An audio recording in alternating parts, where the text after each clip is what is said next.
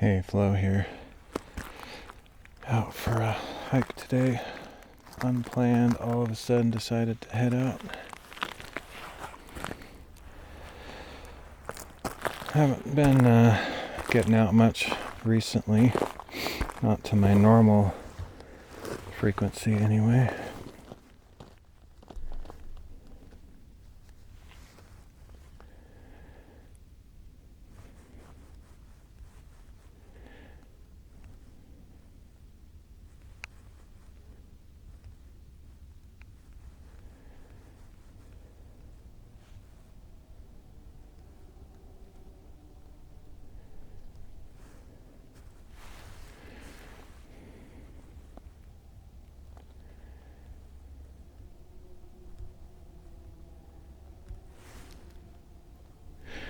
Alright, I think everything's working. Didn't test the Bible app yet. I forgot to do that. A little bit out of practice here.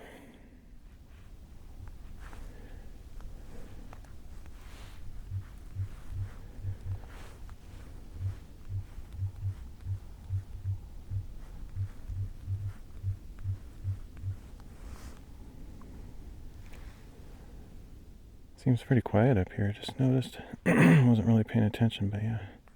Oops. Pushing the wrong button. Or rather, I'm treating my screen as a trackpad because of another app I was using just a minute ago. It's like, that's not how cell phones work.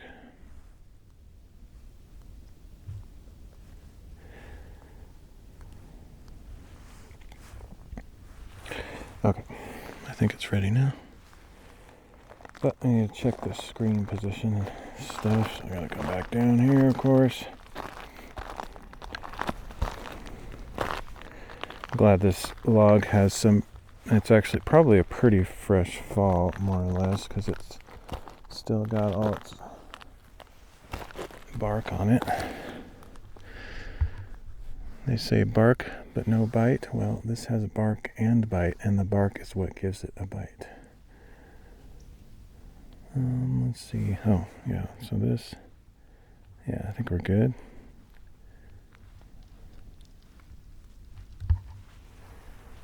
Okay.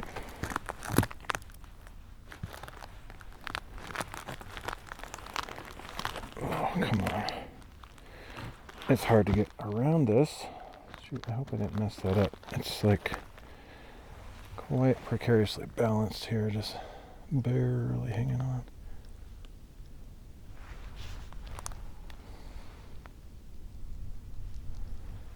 I'm going to try that. I don't normally do that, but let's see what that does. Locking the focus, exposure, and white balance, I think, by doing that. Probably should always do that, but I don't know. Anyway. Okay.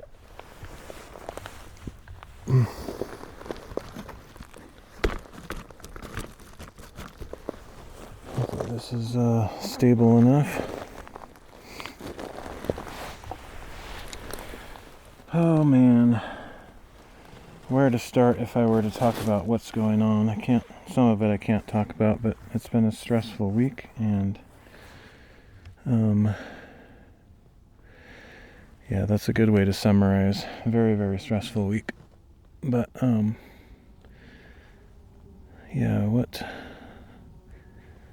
can I talk about? So basically the only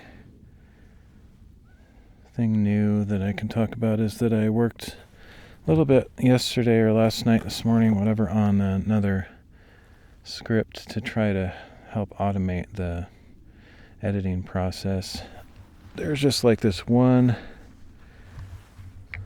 last puzzle piece that I can't seem to get like LLMs to do. Like, I'm trying to do transcription, basically. Very accurate transcription is the challenge. Okay, this is not angled well, so I'm going to see if I can get a stronger foundation for the left side of this thing. It'll probably help if I put some legitimate rocks under there, but let's trying to get a good rotation there, and this is kind of a weird rotation, but I think it's maybe more stable.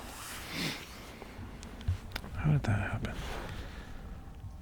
Do I not have... Oh, that's how. That's dumb. Okay. Should have brought a piece of fabric over here. Oh, I know what I can do. So I'm going to try to use this big mic, and if I don't have a way to strap it to my shirt or whatever, I kind of have to just hold it. I'm not going to hold it like right in front of my face like I am right now, but I'm just trying to get situated. So I got these gloves. I can throw that so my phone doesn't get all scratched up. Alright, so this is more manageable, I guess.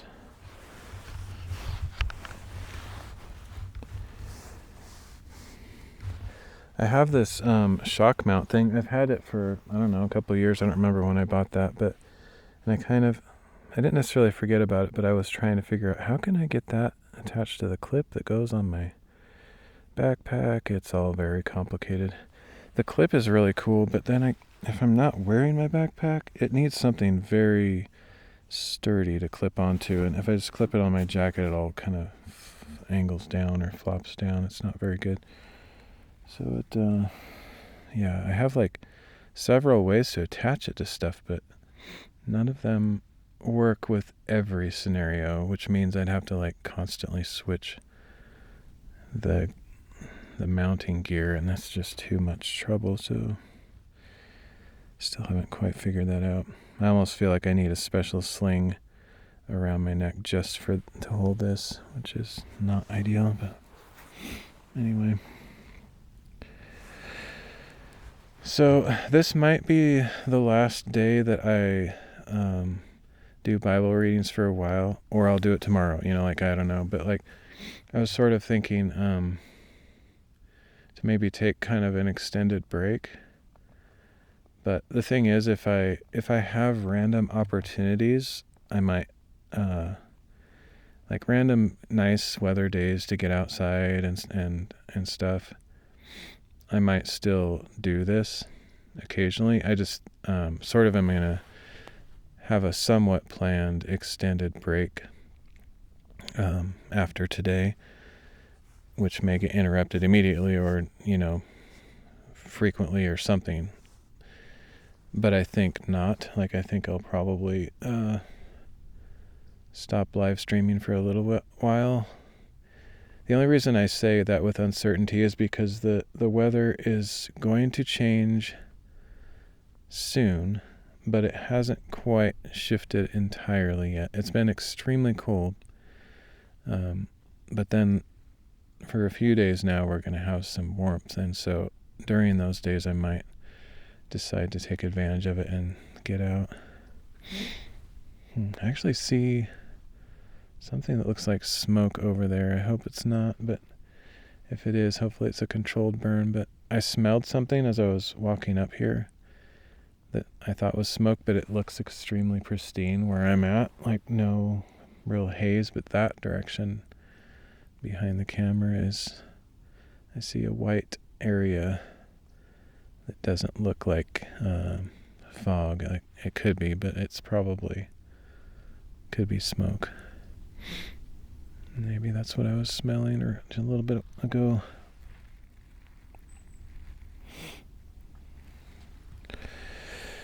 So the reason I was considering taking a break, though, is because I'm really close to being halfway done through the Bible reading plan.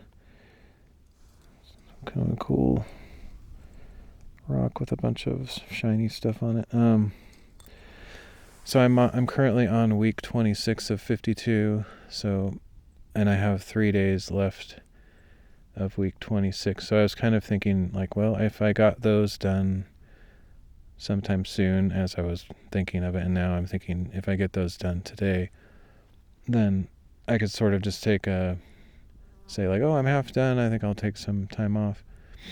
The thing is, if I don't continue with quite a bit of fervor or energy and frequency right now, like I said, pretty soon the weather is going to change into like major wintry stuff, like snow and freezing temperatures all the time.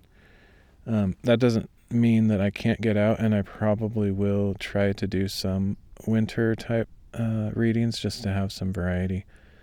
But not necessarily right away. I don't know. It's all up in the air. But the reason is twofold, actually. Partly because of I'm halfway done with the reading plan, and I'm fairly far ahead too. Like, technically speaking, I have until something like July 20th of next year to finish the reading plan, because I think that's approximately when I started it.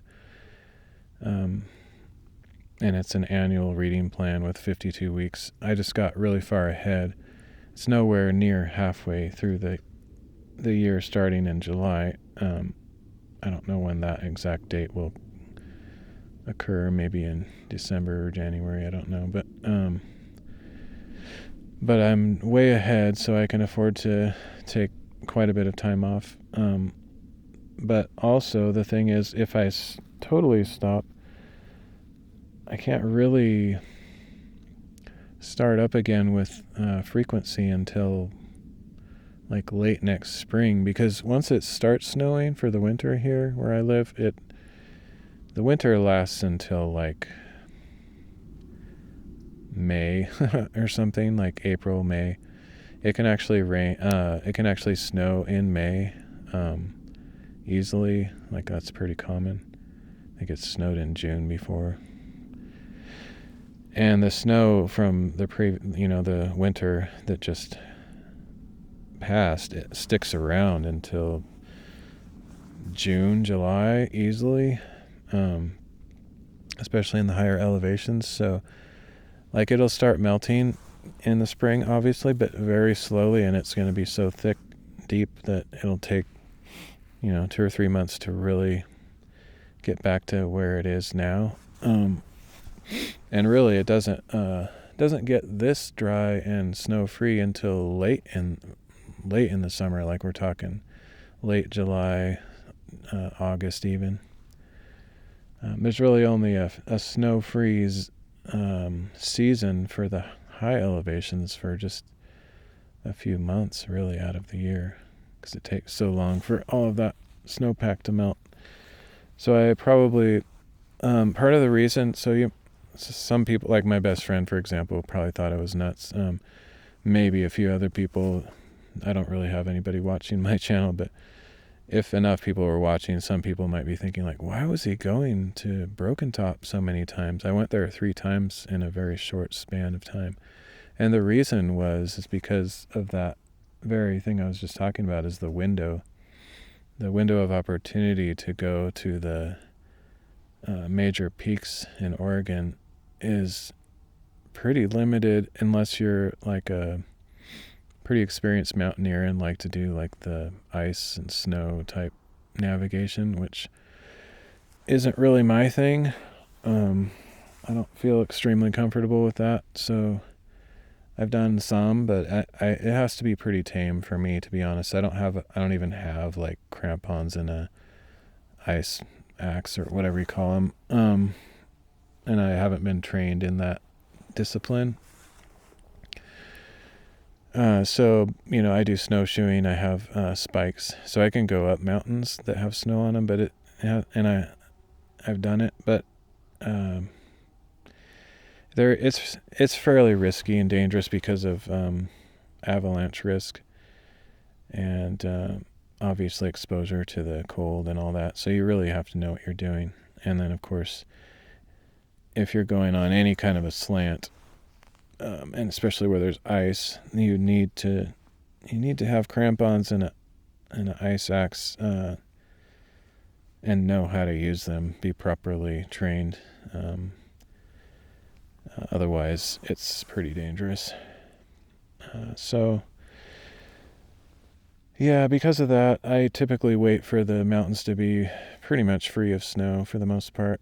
There's always some snow on the mountains, because there's glaciers and snow fields that don't quite melt throughout the summer and stuff. But That's actually getting smaller and smaller as the years go by. All the glaciers are melting and stuff like that. So anyway, so that's the reason I was going up there so often, is there's this like tiny window and I wanted to take advantage of it. And a lot of it had to do with the Bible reading thing too. I was like, oh, I want to get the most epic views in that I can for this reading plan. And that's the place that I know that I can get the most amazing views anywhere. And I didn't quite make it happen, to be honest. I went there 3 times and I still didn't actually go to the most epic places. Like the last one I did, I think it was WordHike 85 to 87, something like that. Somewhere in that range. Anyway, some of those were at the pretty epic place, but I wasn't quite there. Like, believe it or not, as cool as those scenes were, it gets quite a bit more impressive than that. I did actually show some of the most epic places on my shorts, though. So if you follow me on YouTube, I uploaded 4 or 5 shorts that show how amazing it could have been. I got, like both times that I went up Broken Top all the way to the top, essentially. One time I summited it. Second time I got kind of close and it was extremely dangerous, so I turned around and went back. Both of those times I basically ran out of time, and it would have been irresponsible or not a good idea if I just stayed up there for, the 30 minutes, or I sometimes try to figure on 45 minutes to an hour to do one of these readings, because of all the setup involved. I have to take my pack off and unload a ton of stuff and set it all up, and then I end up jibber-jabbering a little bit like I am right now. And so I try to figure on, like, it takes an hour, and that would have put me like past sunset if I would have done that either of those 2 trips, because I was pretty close to sunset by the time I was doing that stuff. So the one exception is the first time where I actually summited, I would have had time for sure. But then basically what happened is, like, 2/3 of the way up, when I was on the ridge, I encountered that girl that I decided to just watch out for, just in case there's anything that she needed help with. I don't know. It felt like a thing that I was supposed to do. I prayed about it and decided to just make sure she got to where she needed to go and safe and stuff. Anyway, as soon as I encountered her, I went way slower, because I actually passed her on my way up. And then as she finally reached where I was kind of unpacking and getting ready to climb up the summit, we talked a little bit, and I got to know that she was on a really tight time constraint, but really wanted to get to the summit because she traveled really far to get there and didn't want to be disappointed. So that's when I decided, okay, that's how I can help. So I eventually showed her the climbing route and asked if she needed a ride, and so that's what slowed me down. I could have definitely done some readings at the summit, because I think it was like maybe 3 or 4 in the afternoon at that point, maybe not even. And so I had like 3 or 4 hours. But yeah, anyway, because of that, that's why I didn't read that time. And then the second time, man, that was a story. I don't know if I actually fully told that story. Probably not really, but the live stream where I was talking to Dale and Marcos from Rowdy Souls, that day I went up from the southern ridge, Cayuse Crater, down below, and I just went straight up the ridge, which was super easy. And the whole 3.5 hour live stream of where I recorded most of that hike, I was exclaiming, "Oh, this is so easy. This should be the standard route." And it felt that way until I got to this saddle, I guess you'd call it. It's annoying. There's no like named features on the mountain that I could find on maps. So I was trying to figure out how can I describe where I'm at? Apparently none of that stuff has names, which is weird because most significant mountains, all the ridges have names, and some of the points have names, but this not Broken Top, I guess, but there might be some local colloquial names or something. But anyway, I got to this point. I think it's kind of the only saddle up there. You get to this higher point and then it kind of dips. No, I guess there's kind of more than one of those. Anyway, it was the highest saddle before you get into the final peaks and the real climbing. And I looked up at that and I thought, that looks pretty gnarly. I'm not sure I'm going to go up there. And that's kind of where I ended my live stream because I knew I needed to focus and get my gear out of my hands, my streaming gear packed up, and so I could focus on the climb. Plus I was running out of time and I knew it would really slow me down if I was trying to live stream. So I put all my gear away, and the signal was also just kind of breaking up at that point. Put all my stuff away, and then I just went straight up the steep scree, which was horrible. It was really bad. I'm pretty sure that's the worst scree climb I've ever done, at least that I can remember. It actually felt legitimately dangerous to some degree. So yeah, it's kind of funny because of how many times I was saying, oh yeah, this is such an easy route, and it was until that saddle, and then everything just changed. And anyway, I still really enjoyed it, but it did feel a little bit dangerous, and I ran out of time, of course, so I couldn't do any live streams or any Bible readings, which was disappointing. But yeah, anyway, it was still an awesome day. I really enjoyed that day. It was one of those for the memory banks. Although my memory is getting worse and worse, I'll probably forget all about it. I've been trying to write a little bit of a story in my journal, and now that I've at least mentioned it on stream, there's some kind of a record there. So anyway, it was really fun though. That was a great day. Oh, the other thing that it actually kind of blew my mind, and I'm surprised that the day was this long, but I actually got there while it was still dark. I think I was there at, what time was that? I think it was like 5:30, 6, I don't know, even earlier. I think it was like 5, something like that, 5:30, I don't know. Somewhere in that range, maybe as late as 6, and I think the sun came up at 7, so I had some time on the trail from the trailhead where it was not quite pitch black. The sun, it had some effect on the horizon, so there was a little bit of light. But there was basically a full moon that day, or close to it, pretty round and bright, and so that also gave quite a bit of light. But the crazy thing to me though is I started the day in that setting where basically the moon was setting and the sun was rising. And so my first stream or recording that I did was a moon stream. You could see the moon still, which was pretty cool. And then when I finally got back to the trailhead, it was exactly like that again. It was like a reality warp. It was like very strange. It's like, was I here a whole 24 hours and the whole day was lost? It just felt really strange. The fact that I started in the dark and ended in the dark. I was out there that long.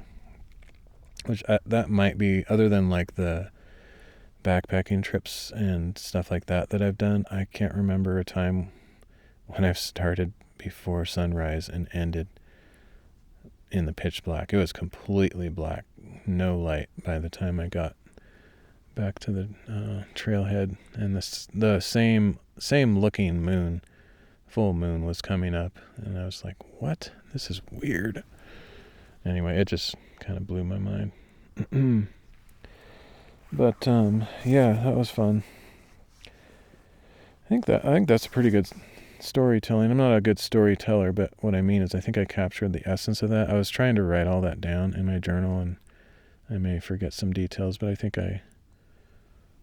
that kind of captures what happened that day. And then some of the rest of it I actually had recorded on my videos and live streams for the day.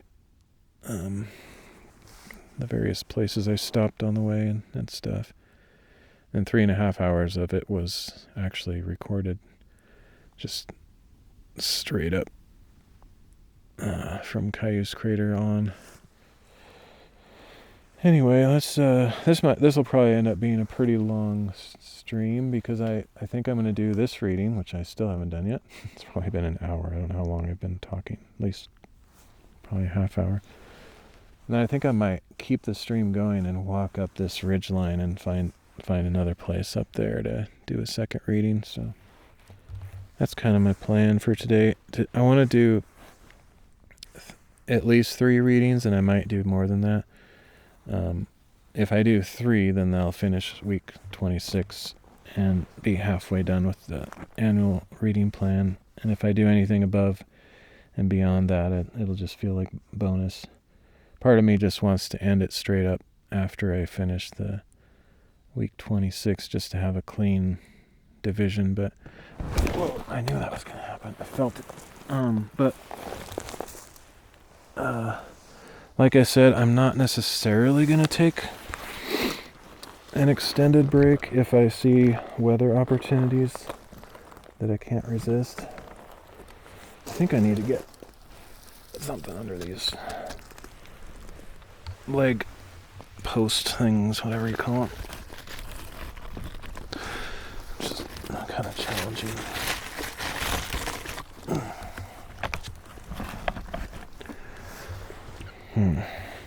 I actually really want to buy either a new chair or buy a little pad for underneath it that I can use, because it has stuff where it just falls through the sand and rocks and whatnot is very annoying. Happens fairly often, actually. Okay, that's awkwardly not straight, but if it's stable, it's more important than how straight it looks, I guess. I don't know about that either.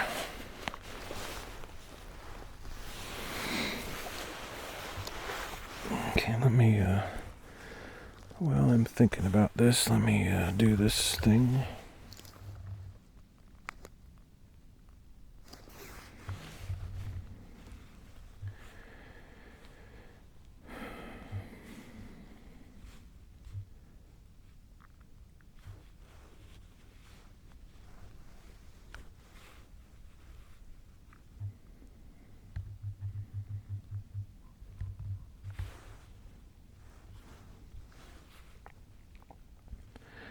Yeah, I wrote a cool script yesterday. It does some cool stuff, but it doesn't. I think it does some cool stuff that I might use, but sometimes I make scripts that are just steps along the way to a goal that I'm trying to achieve, and then I find out it's sort of a dead end. So I have a script that does like 4 or 5 pretty useful functions, but the functions that they do is more like steps along the way to a larger end game that I may or may not be able to achieve. So, but I have a pretty cool script. So it basically, yeah, I guess I'll talk about it. I know most people don't care about this stuff, but guess what? People also don't care about the Bible readings. So if I delay that eventuality, no one's going to be disappointed. Say that a little bit with cynicism, but I really, most people don't really care about this project. I was kind of hoping to have a better response to it, but all the friends that I've made on streaming platforms pretty much don't care about it because they're not religious and probably hate it. But yeah, I was kind of hoping I might gain a few more viewers that don't normally watch my stuff, but they actually like the Bible readings, but not so much. Hasn't really happened. So if I'm blabbing about other stuff, there's probably actually more likely that someone might drop by than if I was doing what I'm gonna do in a few minutes. So yeah, I'll just vlog, for a little bit. So basically, I'll just describe kind of what I'm working on. So the idea is, what I want is something that I want a script that transcribes my Bible readings that I do, and ideally completely unedited. So just raw, like with all my mistakes and everything. So I might say a verse and then I fumble a word and then I backtrack and repeat the whole sentence again, or even the whole verse, I usually leave a little pause and then read it again, just to make it a little bit easier to edit. So basically, I want to take those raw recordings, all the mistakes included, and automatically cut out all the mistakes, make consistent spacing between verses, like the pauses are more or less the same, because sometimes I'll pause for way too long and that's awkward, or I'll make mistakes, and so I want to chop all that stuff out, but I don't want to have to do that manually. So I know this sounds impossible, but I'm actually trying to make a script that automatically edits my Bible readings and does all that stuff. So it trims out, it detects if I make a mistake, and it trims out that mistake and leaves the second part where I read it again. And it'll measure the pauses between, basically like gaps where there's no speech, and it'll shrink those down to a consistent length that I've defined. And so technically I know theoretically how to do it already, and I've written several scripts that do it, but it's terrible because the reason it sucks is because and actually the only way to do this that I'm aware of is to use some kind of large language model, AI transcription service or script of some sort. And so I've done a ton of experimentation and script iterations with WhisperX and MFA, which are two of the leading open source free LLM models that deal with that kind of stuff. And they work to some extent. The problem is they're not exact. So you'll have if you open it up in Audacity or some sound editor or some subtitle editor, you'll see that the phrases are basically around the words that they're supposed to be, but sometimes it's wrong, and then other times it's cutting into or outside of the waveform that it's representing, and it's not accurate enough to use for something like trimming and correcting and stuff like that, like I'm trying to use it. But it's really close. It's super frustrating how close it is and not good enough. So that's been my pathway thus far. And so lately, thanks for the follow. Whoa, that's a name.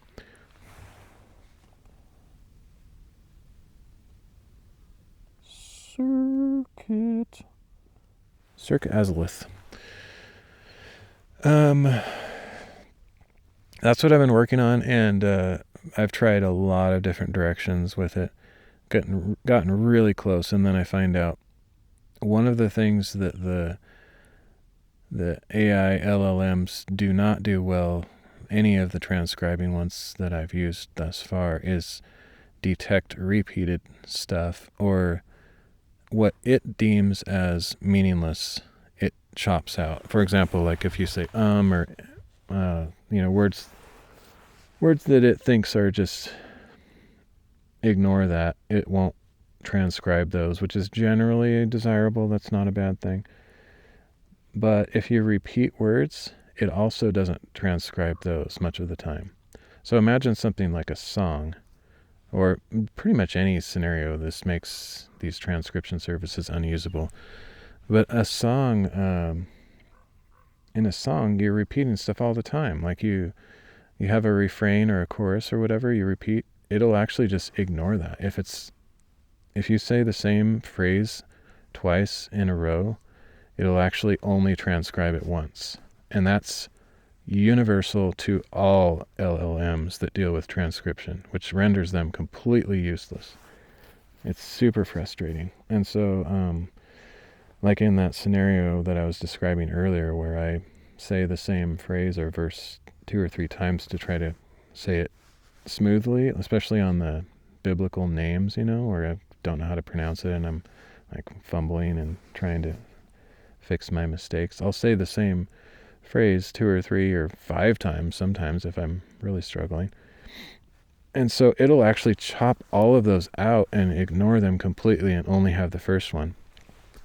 Worse yet, it actually chops all those other ones out, and then the next phrase that isn't that repeated gets assigned to one of those waveforms that is one of the repeats. So everything gets shifted down, and then everything after that is wrong because it's like the phrase that it should be highlighting is the next phrase, and so on. It gets very messed up. And that's actually a known flaw and built into the models. Whoever made those didn't think about that scenario, I guess. And so they didn't train it to be able to handle duplicate phrases and waveforms. And so it just doesn't work. It sucks. And so anyway, my latest strategy is to, I noticed that I just was looking around in Audacity, and super old program, I know, but it's still pretty handy because I'm on Linux and there's not exactly a ton of great options for sound editors that are free and open source. So I've been using Audacity for a lot of stuff, and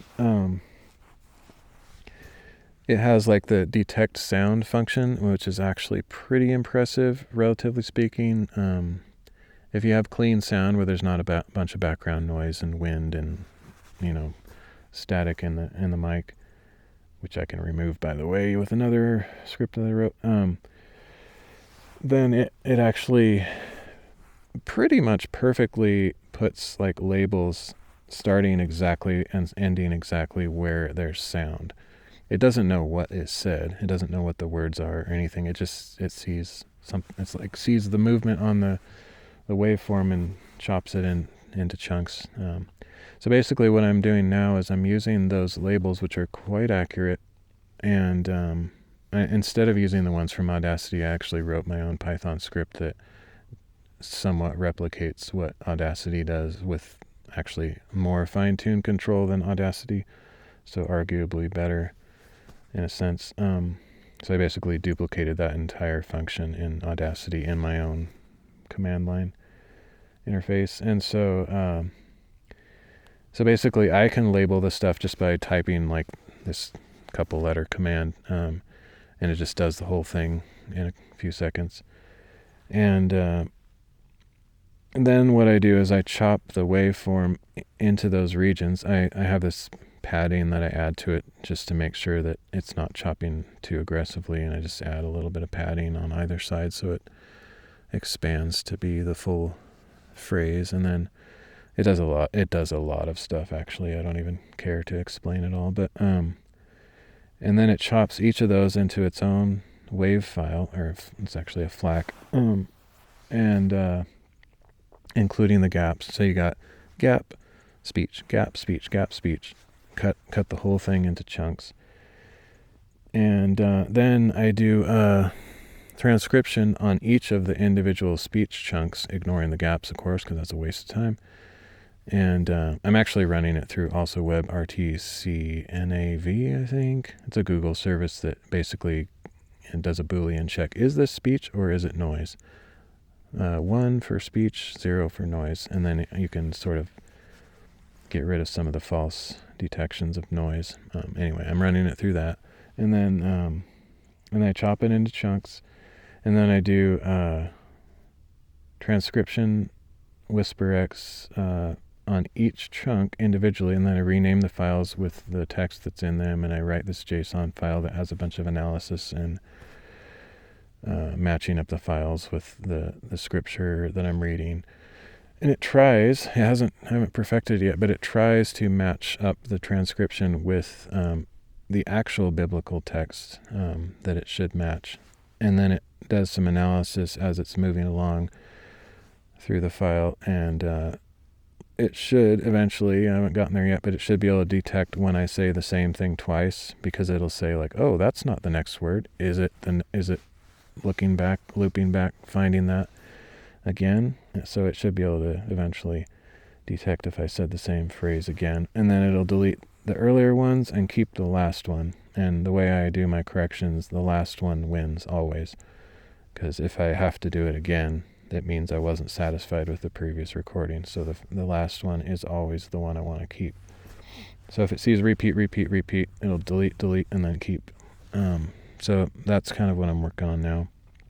And then once that's done, since I have the timings perfect, I can create an SRT subtitle file with those timings, and then hopefully I can feed back in the scripture text into that and have a subtitle file that's exactly matched to the timing of the audio. And also, because I have the files split into each individual phrase and gap, I can do an atempo FF-MPEG stretch that preserves the pitch, and stretch and shrink each of those to match a certain standard that I want. Like, say, every gap after a sentence is 0.9 seconds. That's kind of what I figured, or 1 second's okay too. And then in between, after a comma, it's about 0.4 seconds. And then if it's just in between two words or something like that, then I do like 0.2 seconds or something. So basically, I can actually shrink and expand every gap between audio to fit a nice tempo that feels like a natural read. And so by the end of it, it'll be this quite flowing, nicely edited transcript and edited video. And all I had to do is like type a couple commands. I don't have to open it up in a video editor or do anything.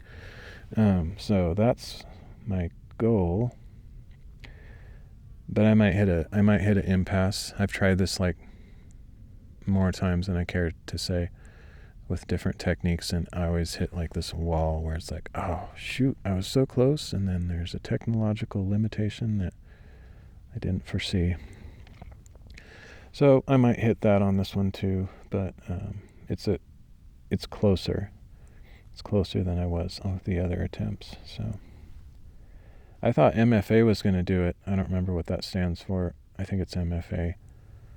But it's pretty good, but not good enough. So that's why I started this other technique. So anyway, that's kind of my long, extended vlog for the day. And anybody that's interested in those technologies, feel free to hit me up in the comments. Maybe you have some other tricks up your sleeve that could help, or if I can help you with your projects. Both WhisperX and MFA are good enough for general transcription. Like if you need a transcription to upload to Rumble for your live stream or video or something, because Rumble doesn't automatically transcribe like YouTube does. Or if you want a transcription for YouTube that's more accurate than what Google does.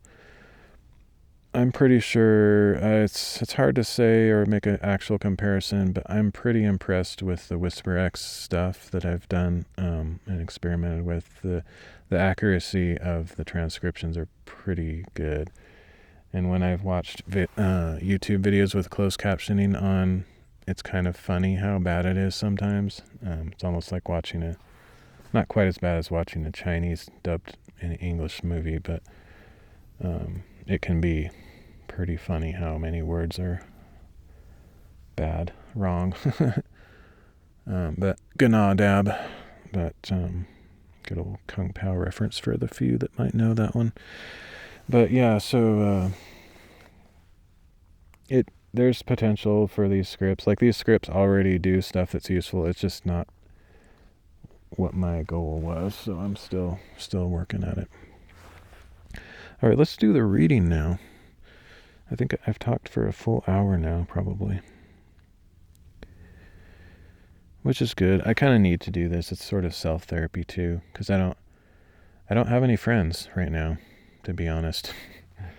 You could say I have friends, but they're not people that I interact with at all anymore. So, like, I send texts or this or that, but I don't have any people to interact with. So my streaming is kind of my social outlet, or just a way to talk to the world. Whether anybody's listening or not, I don't know, because usually there's nobody here to chat with, but it still feels like I'm not necessarily interacting, but I'm speaking, I'm saying stuff to somebody, maybe somewhere out there. So I think it's, I guess, something useful. But, yeah. Let's get to the reading, though, so we can get this show on the road. I probably, because I've chatted so long and I'm going so slow, I was sort of thinking of going to 2 or 3 different mountains today because they're all kind of in a chain right here. But I might end up just doing all 3 readings here and then heading back just to not be out all day. But yeah, we'll see.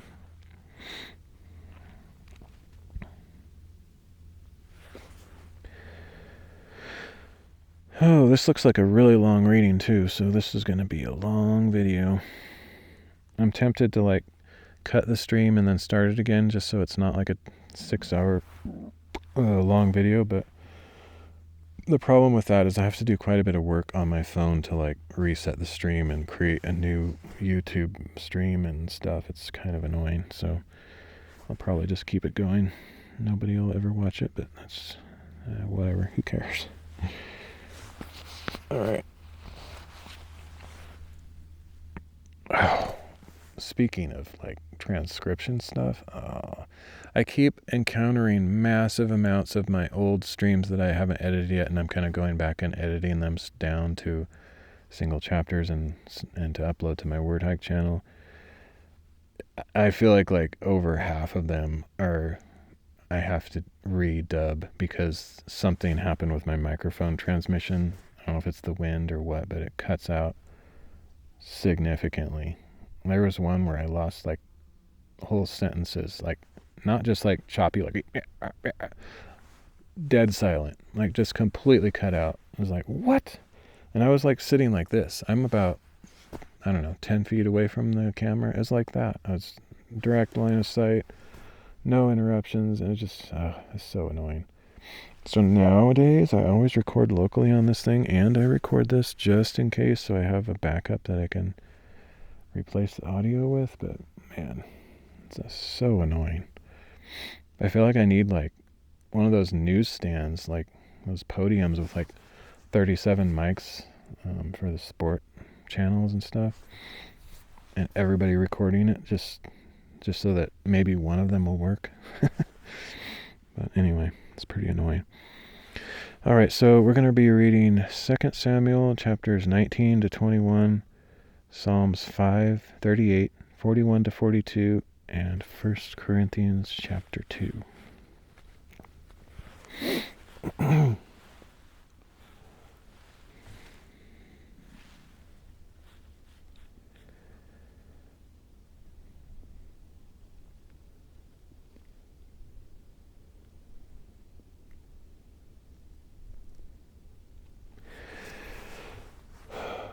The thing, just before I get started here, the other thing I've been toying around with the idea of is using either my smart button to mark timestamps as I'm going along for editing purposes, or some other similar trick. I even thought, is there some kind of supersonic, only audible to the microphone that I can make this tone or something, and it picks that up and does editing based on what it hears, and then I could make sure to edit that out in post with a high pass filter or whatever. I don't know. It's complicated. I think there is a way to do that though, or something even simpler, because I'm changing the slides like this, I'm doing that. And I could actually have this script saving the timestamps as I do that, and then I could go back and use those timestamps to do some kind of editing. But anyway, it's a difficult task. I don't know if anyone else has figured this out exactly, but it's not an easy way. Automatic video editing based on a script and text, voices and speech and stuff is not necessarily an easy task to accomplish, but I am trying to do it, so maybe I'll eventually get it, and that'd be awesome.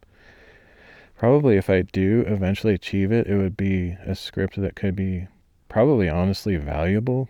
I'm not very good at selling software, but I could probably sell it to some huge corporation for a fair amount of money, because if it doesn't already exist in some form, it could save people like hundreds, thousands of hours of manual editing work for certain tasks. I mean, it might have too small of a niche audience or user base, but you get it in front of the right people, you probably could sell it. But definitely as an open source project, at least if it was out there, someone might pick up on it and find some use for it. Anyway, I'm still not stable. I feel like this is gonna fall over, so sort of not super comfortable here.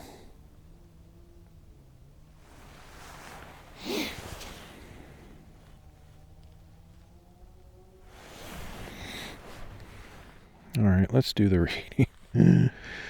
12 hours later.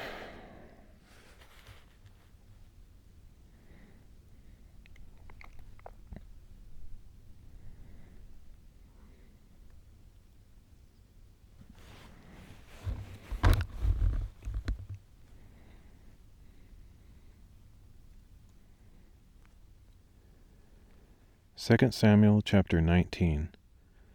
Then it was reported to Joab, "The king is weeping and mourning over Absalom." And that day's victory was turned into mourning for all the people, because on that day they were told, The king is grieving over his son. So they returned to the city quietly that day, as people steal away in humiliation after fleeing a battle. But the king covered his face and cried out at the top of his voice, "Oh, my son Absalom! Oh, Absalom, my son, my son!" Then Joab went into the house and said to the king, "Today you have disgraced all your servants who have saved your life and the lives of your sons and daughters, of your wives and of your concubines."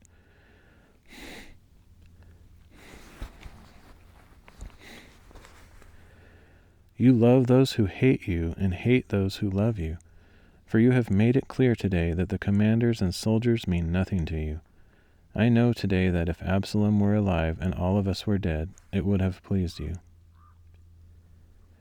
Now therefore get up, go out and speak comfort to your servants, for I swear by the Lord that if you do not go out, not a man will remain with you tonight.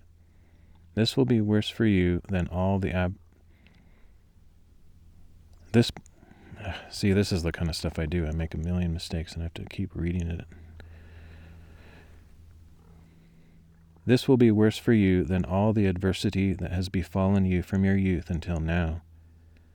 So the king got up and sat in the gate, and all the people were told, "Behold, the king is sitting in the gate." So they all came before the king. Meanwhile, the Israelites had fled, each man to his home. And all the people throughout the tribes of Israel were arguing, "The king rescued us from the hand of our enemies and delivered us from the hand of the Philistines. But now he has fled the land because of Absalom. But Absalom, the man we anointed over us, has died in battle.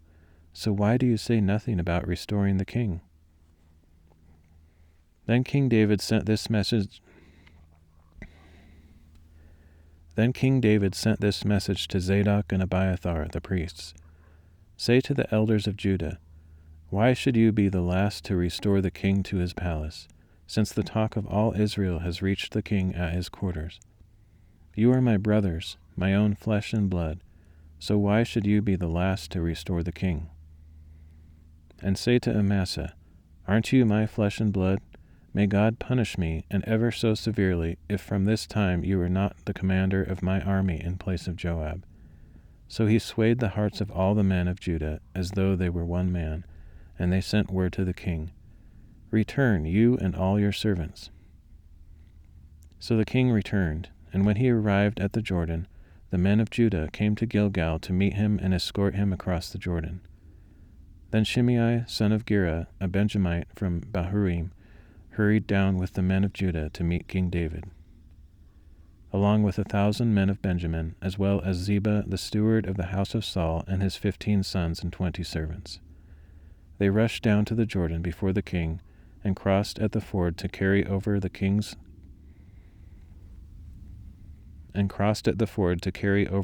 household and to do what was good in his sight. When Shimei son of Gera crossed the Jordan, he fell down before the king and said, "My lord, do not hold me guilty, and do not remember your servant's wrongdoing on the day my lord the king left Jerusalem. May the king not take it to heart, for your servant knows that I have sinned.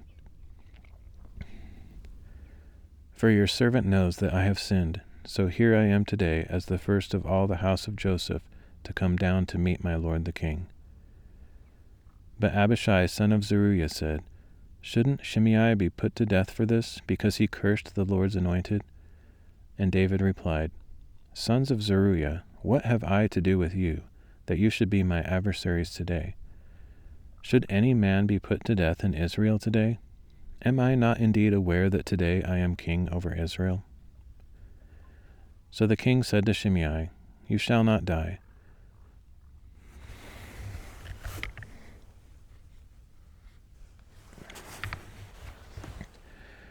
So the king said to Shimei, "You shall not die." And the king swore an oath to him. Then Mephibosheth, Saul's grandson, went down to meet the king. He had not cared for his feet or trimmed his mustache or washed his clothes from the day the king had left until the day he returned safely. And he came from Jerusalem to meet the king, who asked him, "Mephibosheth, why did you not go with me?" "My lord the king," he replied, "because I am lame. I said, I will have my donkey saddled so that I may ride on it and go with the king. But my servant Ziba deceived me, and he has slandered your servant to my lord the king. Yet my lord the king is like the angel of God, so do what is good in your eyes.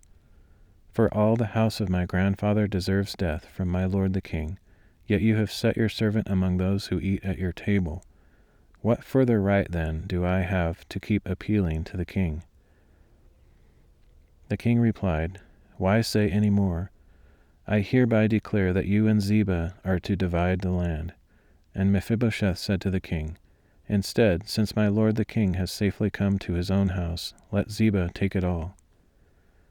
Now Barzillai the Gileadite had come down from Rogelim to cross the Jordan with the king and send him on his way from there. Barzillai was quite old, 80 years of age, and since he was a very wealthy man, he had provided for the king while he stayed in Mahanaim. The king said to Barzillai, "Cross over with me, and I will provide for you at my side in Jerusalem." But Barzillai replied, How many years of my life remain, that I should go up to Jerusalem with the king? I am now 80 years old. Can I discern what is good and what is not? Can your servant taste what he eats or drinks? Can I still hear the voice of singing men and women? Why should your servant be an added burden to my lord the king? Your servant could go with the king only a short distance past the Jordan. Why should the king repay me with such a reward? Please let your servant return that I may die in my own city near the tomb of my father and mother. But here is your servant Chimham. Let him cross over with my lord the king, and do for him what is good in your sight." The king replied, "Chimham will cross over with me, and I will do for him what seems good in your sight, and I will do for you whatever you desire of me." So all the people crossed the Jordan, and then the king crossed over. The king kissed Barzillai and blessed him, and Barzillai returned home. Then the king went on to Gilgal, and Chimham crossed over with him. All the troops of Judah and half the troops of Israel escorted the king. Soon all the men of Israel came to the king and asked, "Why did our brothers, the men of Judah, take you away secretly and bring the king and his household across the Jordan, together with all of David's men?" And all the men of Judah replied to the men of Israel, "We did this because the king is our relative. Why does this anger you? Have we ever eaten at the king's expense or received anything for ourselves?" "We have 10 shares in the king," answered the men of Israel, "so we have more claim to David than you. Why then do you despise us? Were we not the first to speak of restoring our king? But the men of Judah pressed even harder than the men of Israel.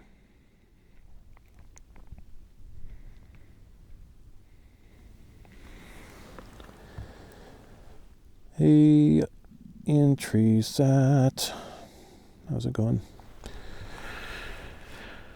Oh, let's see. That's a long reading. Got quite a few chapters to go. I wonder if I can put this down somewhere. Feels kind of stupid holding it, but unfortunately the ground is not very stable here. But I probably could.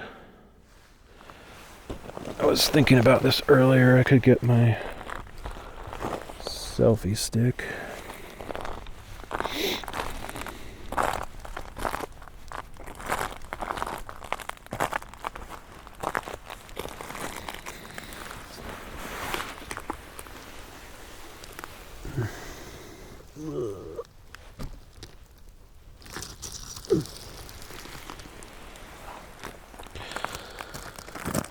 I didn't mess up the angle too much. Oh, I almost fell over.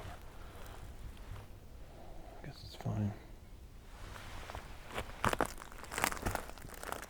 I'm on a very steep incline here, slope.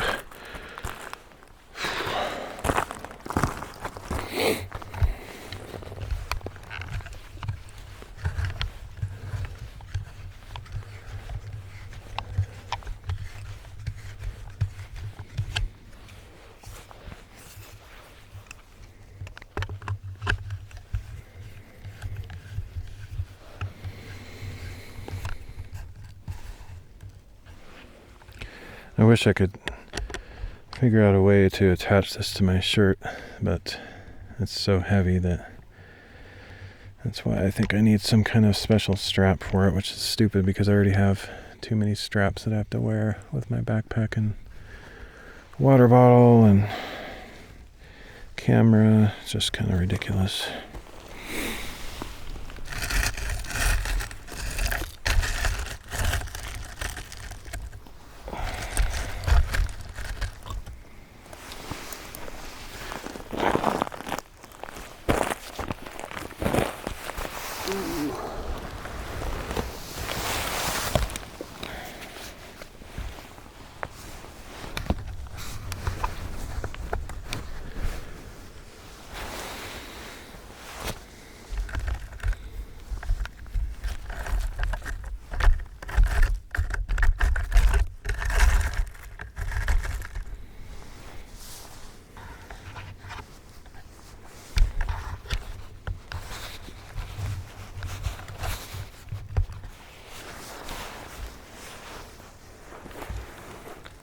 Oh, I never did this.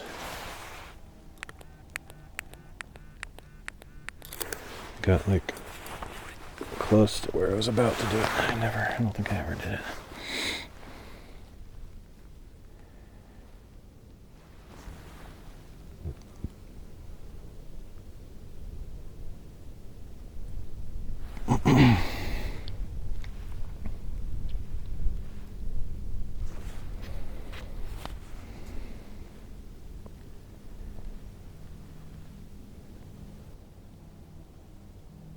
Second Samuel chapter 20.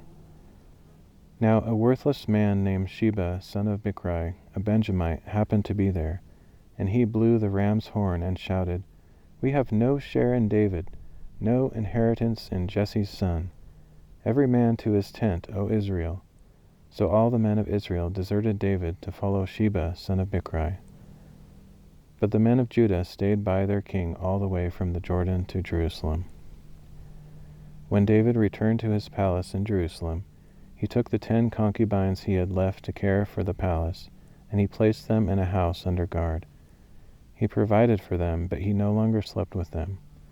They were confined until the day of their death, living as widows. Then the king said to Amasa, "Summon the men of Judah to come to me within 3 days, and be here yourself." So Amasa went to summon Judah, but he took longer than the time allotted him. And David said to Abishai, Now Sheba the son of Bichri will do us more harm than Absalom. Take your Lord's servants and pursue him, or he will find fortified cities and elude us." So Joab's men, along with the Cherethites, the Pelethites, and all the mighty men, marched out of Jerusalem in pursuit of Sheba son of Bichri. And while they were at the great stone in Gibeon, Amasa joined them. Now Joab was dressed in military attire, with a dagger strapped to his belt. And as he stepped forward, he slipped the dagger from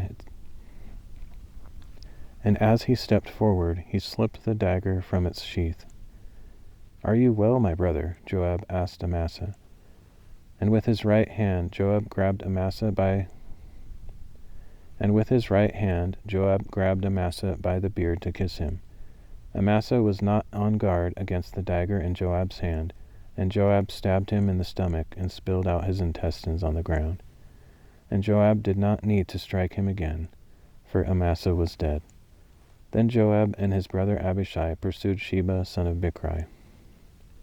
One of Joab's young men stood near Amasa and said, "Whoever favors Joab and whoever is for David, let him follow Joab." But Amasa wallowed in his blood in the middle of the road, and when the man saw that all the troops were stopping there, he dragged the body off the road into a field and threw a garment over it. As soon as Amasa's body was removed from the road, all the men went on with Joab to pursue Sheba son of Bichri. Sheba passed through all the tribes of Israel to Abel-Beth-Maachah, and through the entire region of the Berites, who gathered together and followed him. And Joab's troops came and besieged Sheba in Abel-Beth-Maachah, and built a siege ramp against the outer rampart of the city. As all the troops with Joab were battering the wall to topple it, a wise woman called out from the city, "Listen, listen!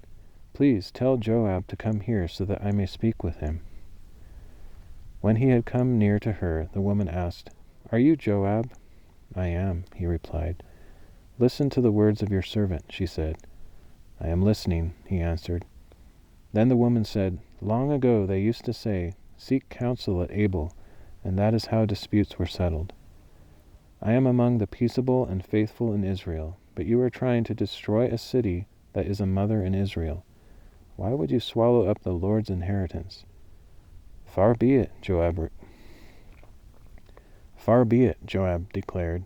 "Far be it from me to swallow up or destroy. That is not the case. But a man named Sheba son of Bichri from the hill country of Ephraim has lifted up his hand against the king, against David. Deliver him alone, and I will depart from the city." "Look," the woman replied, "his head will be thrown to you over the wall." Then the woman went to all the people with her wise counsel, and they cut off the head of Sheba son of Bichri and threw it to Joab. So he blew the ram's horn, and his men dispersed from the city, each to his own home. And Joab returned to the king in Jerusalem. Now Joab was over the whole army of Israel. Benaiah son of Jehoiada was over the Cherethites and Pelethites. Adoram was in charge of the forced labor. Jehoshaphat son of Ahilud was the recorder. Sheva was the scribe. Zadok and Abiathar were priests. And Ira the Jairite was David's priest.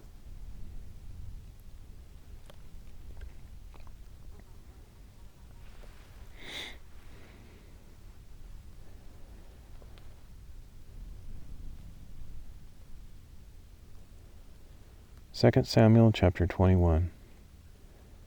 During the reign of David there was a famine for 3 successive years, and David sought the face of the Lord.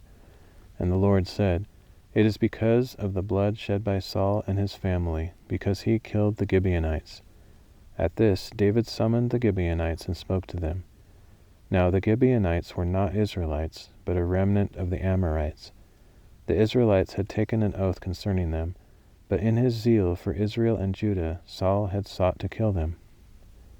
So David asked the Gibeonites, "What shall I do for you?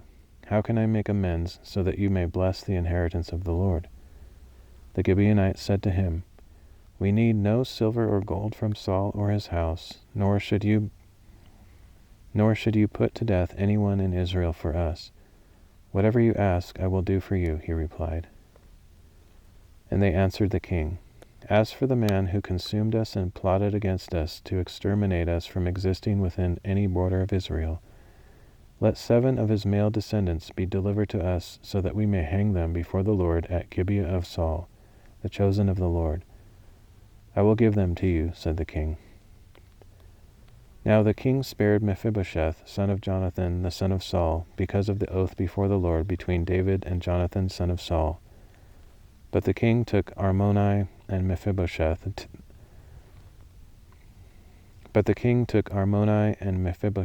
the 2 sons whom Rizpah, daughter of Ai, had borne to Saul, as well as the 5 sons whom Merab, daughter of Saul, had borne to Adriel, son of Barzillai,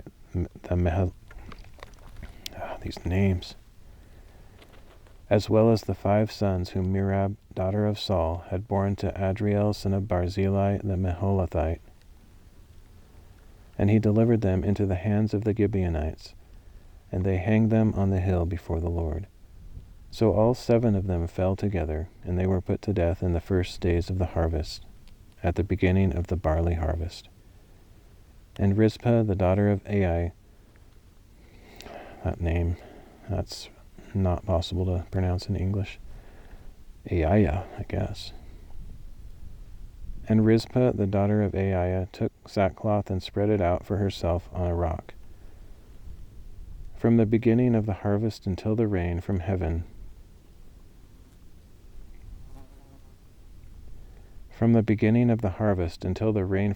poured down on the bodies, she did not allow the birds of the air to rest on them by day, nor the beasts of the field by night. When David was told that Saul's concubine Rizpah, daughter of Aiah, had done,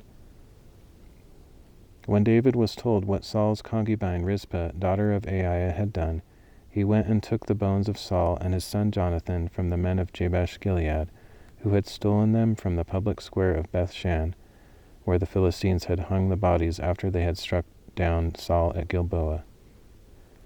So David had the bones of Saul and his son Jonathan brought from there, along with the bones of those who had been hanged. And they buried the bones of Saul and his son Jonathan in Zelah in the land of Benjamin, in the tomb of Saul's father Kish. After they had done everything the king had commanded, God answered their prayers for the land. Once again the Philistines waged war on Israel.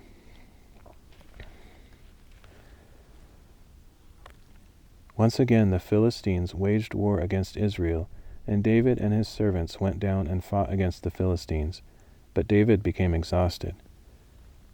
Then Ishbi-Benob, a descendant of Rapha, whose spear...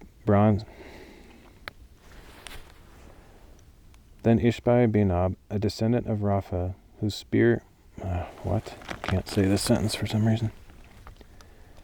Then Ishbi-Benob, a descendant of Rapha, whose bronze spear weighed 300 shekels, and who was bearing a new sword, resolved to kill David.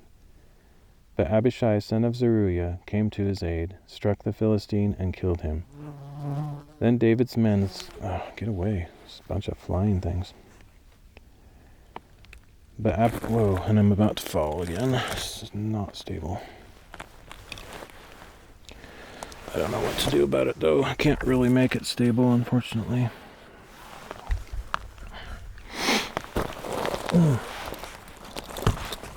Just change the angle a little bit.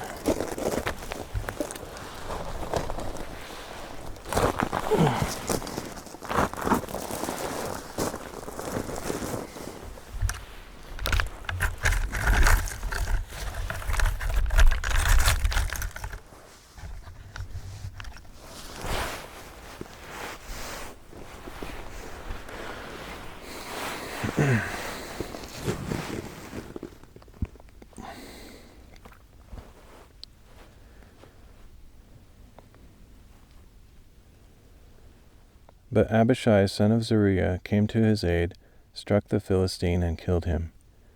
Then David's men swore to him, "You must never again go out with us to battle." So the so that the lamp of Israel may not be extinguished. Some time later at Gob there was another battle with the Philistines. At that time Sibbecai the Hushathite killed Saph, one of the descendants of Rapha. Once again there was a battle with the Philistines at Gob, and Elhanan, son of Jair the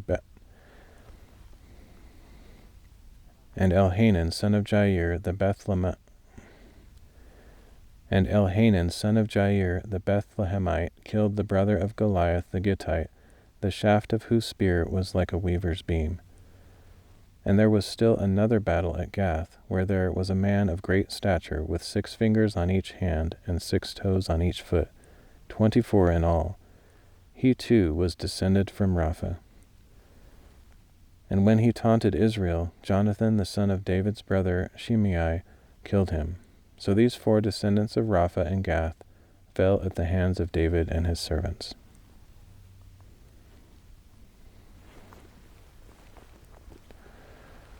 I feel like my ability to read has gotten even worse. I mean, I'm pretty bad at reading, generally speaking, but yeah, sometimes it's just worse than other times.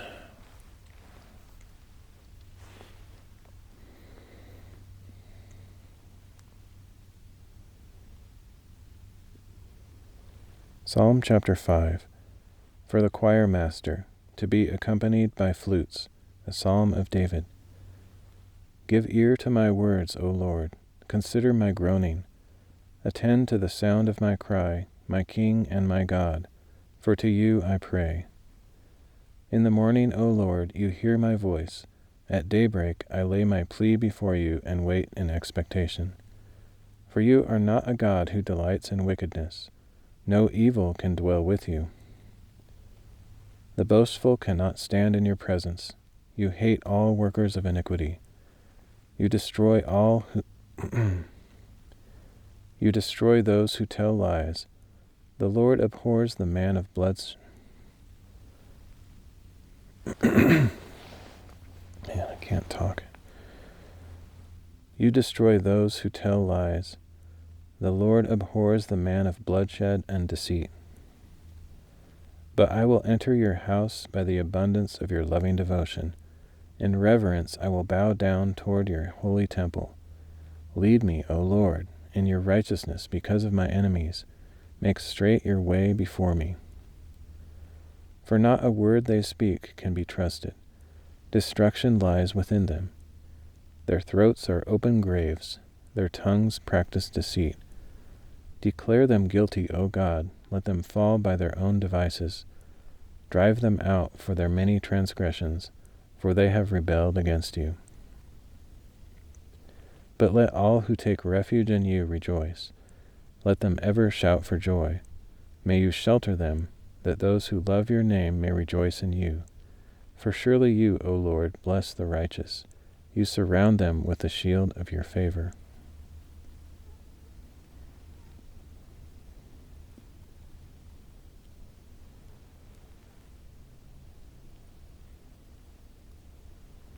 Psalm chapter 38, a psalm of David for remembrance. O Lord, do not rebuke me in your anger, or discipline me in your wrath. For your arrows have pierced me deeply, and your hand has pressed down on me. There is no soundness in my body because of your anger. There is no rest in my bones because of my sin. For my iniquities have overwhelmed me. They are a burden too heavy to bear. My wounds are foul and festering because of my sinful folly. I am bent and brought low.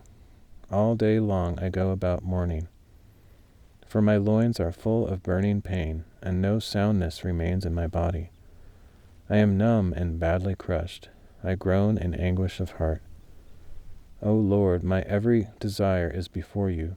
My groaning is not hidden from you. My heart pounds, my strength fails, and even the light of my eyes has faded. My beloved and friends shun my disease, and my kinsmen stand at a distance. Those who seek my life lay snares. Those who wish me harm speak destruction, plotting deceit all day long. But like a deaf man I do not hear, and like a mute man I do not open my mouth. I am like a man who cannot hear, whose mouth offers no reply. I wait for you, O Lord. You will answer, O Lord my God. For I said, let them not gloat over me, those who taunt me when my foot slips. For I am ready to fall, and my pain is ever with me. Yes, I confess my iniquity. I am troubled by my sin. Many are my enemies without cause, and many hate me without reason. Those who repay my good with evil attack me for pursuing the good. Do not forsake me, O Lord. Be not far from me, O my God. Come quickly to help me, O Lord my Savior.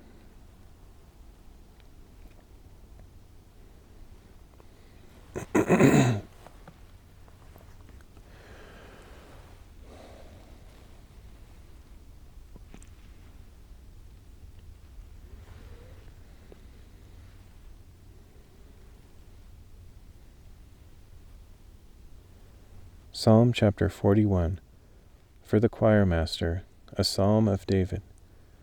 Blessed is the one who cares for the poor. The Lord will deliver him in the day of trouble. The Lord will protect and preserve him. He will bless him in the land and refuse to surrender him to the will of his foes. The Lord will sustain him on his bed of illness and restore him. The Lord will sustain him on his bed of illness and restore him from his bed of sickness. I said, O Lord, be gracious to me. Heal me, for I have sinned against you. My enemies say with malice, when will he die and be forgotten? My visitor speaks falsehood. He gathers slander in his heart. He goes out and spreads it abroad. All who hate me whisper against me. They imagine the worst for me. A vile disease has been poured into him. He will never get up from where he lies. Even my close friend whom I trusted, the one who shared my bread, has lifted up his heel against me. But you, O Lord, be gracious to me and raise me up, that I may repay them. By this I know that you delight in me, for my enemy does not triumph over me. In my integrity you uphold me and set me in your presence forever. Blessed be the Lord, the God of Israel, from everlasting to everlasting. Amen and amen.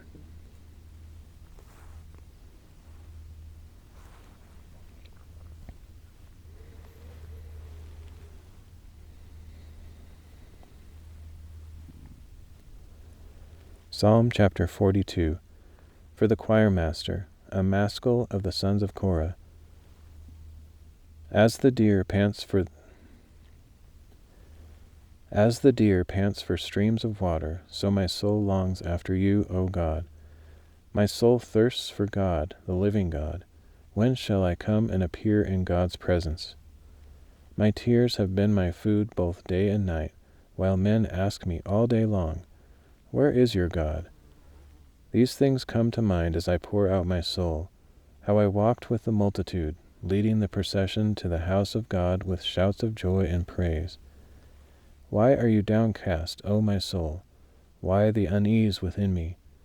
Put your hope in God, for I will yet praise him for the salvation of his presence. O my God, my soul despairs within me. Therefore I remember you from the land of Jordan and the peaks of Hermon, even from Mount Mizar. Deep calls to deep in the roar of your waterfalls. All your breakers and waves have rolled over me. The Lord decrees his loving devotion by day, and at night his song is with me as a prayer to the God of my life. I say to God, my rock, have you forgotten me? Why must I walk in sorrow because of the enemy's oppression? Like the crushing of my bones, my enemies taunt me, while they say to me all day long, where is your God? Why are you downcast, O my soul? Why the unease within me? Put your hope in God, for I will yet praise him, my Savior and my God.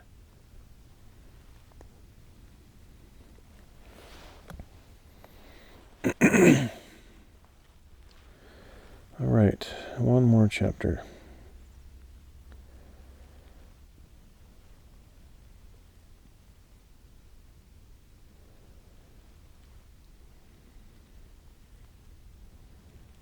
First Corinthians chapter 2. When I came to you, brothers, I did not come with eloquence or wisdom as I proclaimed to you the testimony about God. For I resolved to know nothing while I was with you except Jesus Christ and Him crucified. I came to you in weakness and fear and with much trembling. My message and my preaching were not with persuasive words of wisdom, but with a demonstration of the Spirit's power, so that your faith would not rest on men's wisdom, but on God's power.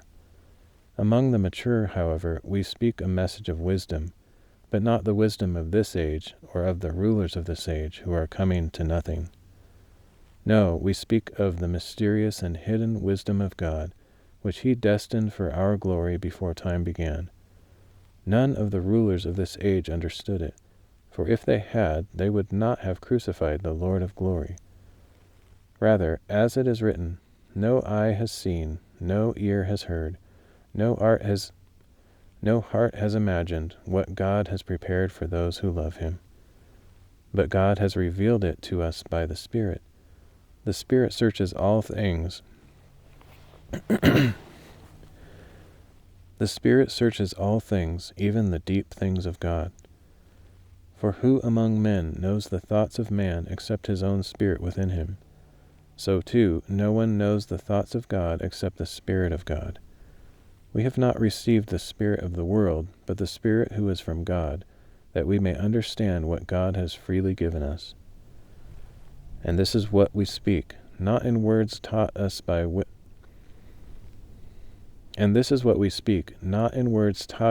human wisdom, but in words taught by the Spirit, expressing spiritual truths in spiritual words. The natural man does not accept the things that come from the Spirit of God, for they are foolishness to him, and he cannot understand them because they are spiritually discerned. The spiritual man judges all things, but he himself is not subject to anyone's judgment. For who has known the mind of the Lord so as to instruct him? But we have the mind of Christ.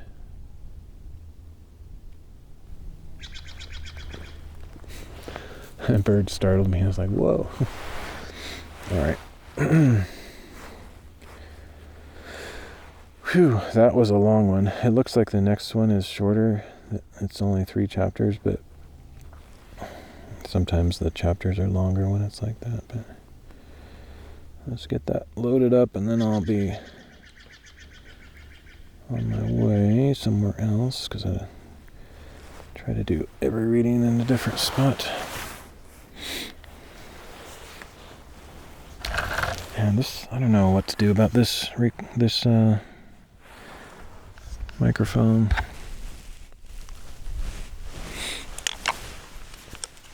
I'm not going to use it when I'm not doing the Bible readings, because if the other microphone cuts out in that scenario, it's not like the end of the world. It's mainly, if it cuts out when I'm not reading the Bible and I'm just like walking around or something, it doesn't really matter. But it's mainly the Bible readings that are annoying when I have to re-record them, because there's like choppy sections. Okay, so it'll take a few minutes to pack my stuff up, but then I'll hike up this ridge a little bit and see if I can find another spot to read.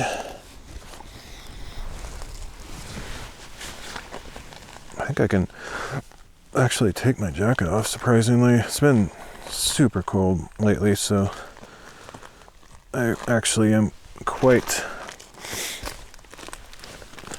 heavily layered with thermals and different clothing, so don't really need the jacket anymore. But yeah, today I don't know what the temperature is, but it's like a huge improvement or increase in temperature. It's not as cold as it was, or as it has been.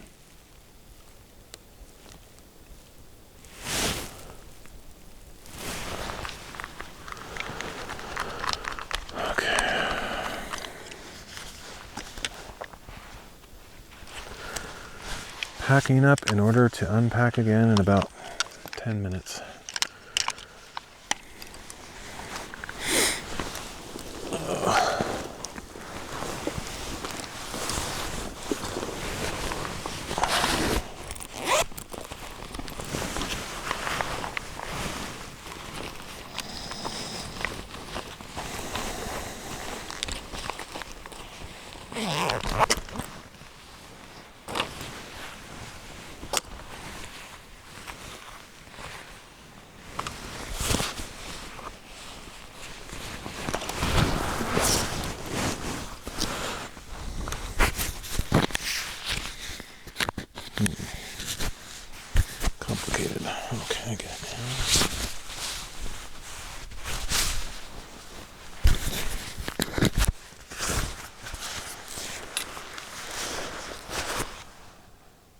turn this on for a bit.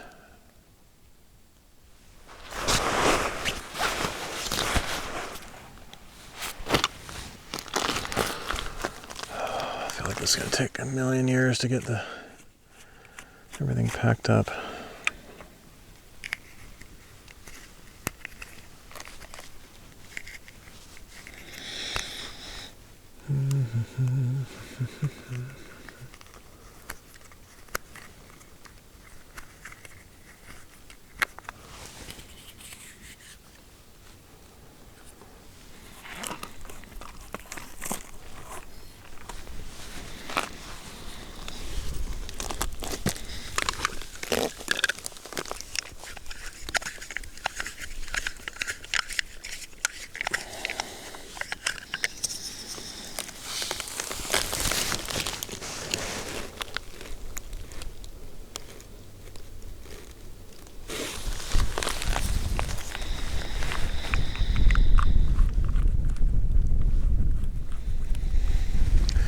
Forgot to tighten my tripod. I've never even looked at it in the inside, but beneath the little quick release plate it has some kind of Allen key type tightening thing, and I'm pretty sure that's what I need to adjust because it's really flopping around loose on the top. I feel like pretty soon it's gonna like fall off or something, which would be pretty bad. And if tightening that doesn't fix the issue of it kind of flopping around, then it's possible my tripod is getting kind of just old or kind of worn out or something. But I kind of have a pretty good hunch that should help that issue, I would think. Some of those pretty cool rocks here that are just shiny and stuff.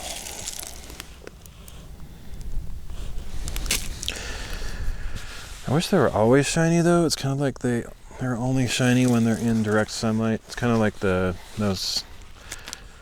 material in Lord of the Rings that only reflects moonlight and starlight. Very much like that.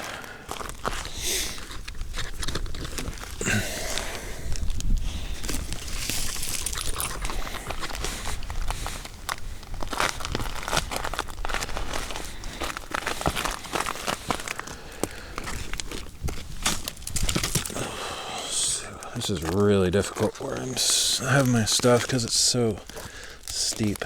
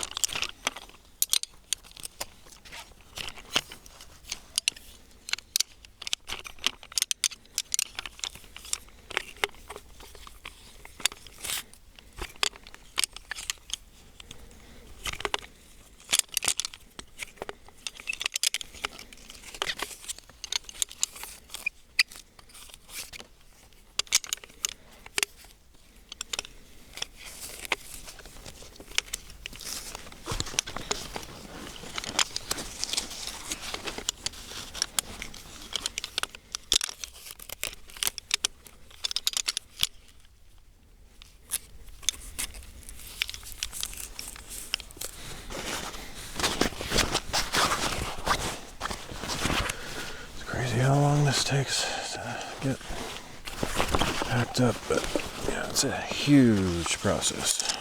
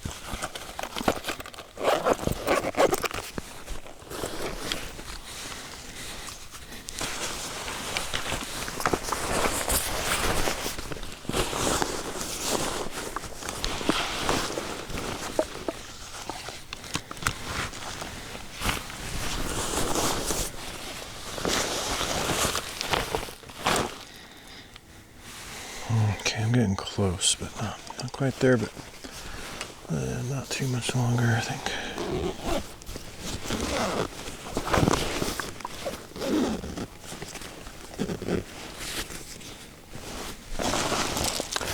Definitely should not have brought this. I brought my second coat. It's like a rain jacket, just as a kind of a windbreaker in case it was insanely cold, which it kind of was this morning. It was like, I don't know, like 25 or, yeah, probably about 25 degrees this morning. But I got kind of a late start, so it started warming up by the time I got out here. Felt pretty nice. A little bit chilly in the wind when there's breezes, but it's not that bad. Oh, stupid. I forgot an entire object to put in, so I have to take it apart, put it back in.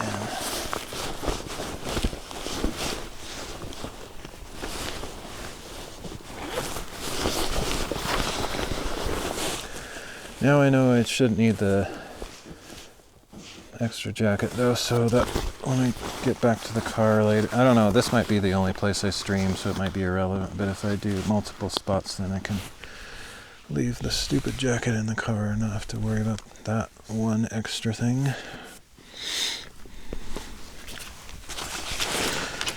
Okay, let's see if I can stand up without falling over. This is a really kind of a gross place to be. A bit precarious.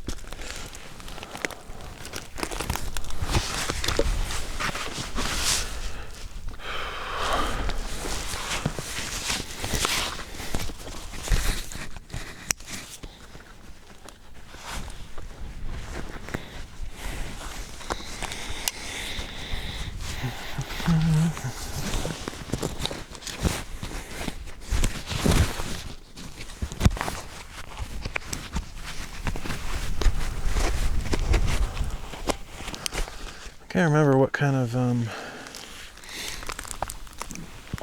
scenery and angles are up higher, so I'll find out when I get there, but I don't recall.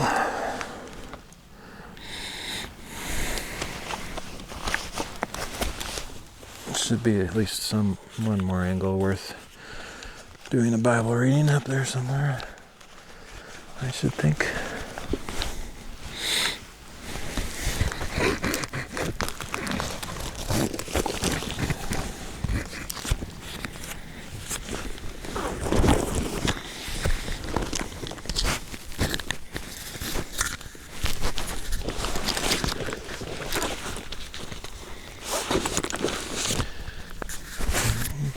It's kind of fun just to finish a hike or go to the top of something, even if I'm not going to read up there.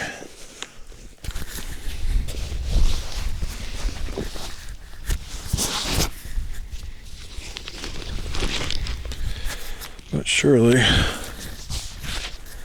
we'll find something. Okay, I forgot my selfie stick. I hope I put the selfie stick in my bag, otherwise it might have fallen out here somewhere, but I don't see it, so it's probably in there somewhere.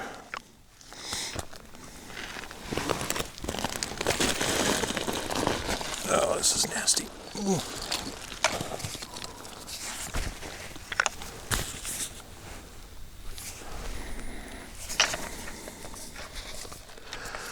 Okay, we're ready. I'm on the move. I'm not Aslan, though.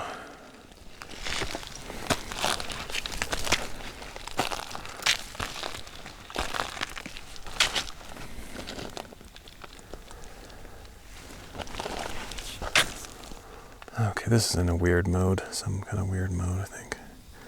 Yep. Now it's in the right mode. Oh, I just realized I'm kind of thirsty. I'm gonna drink something. I was noticing that when I was reading earlier and I forgot.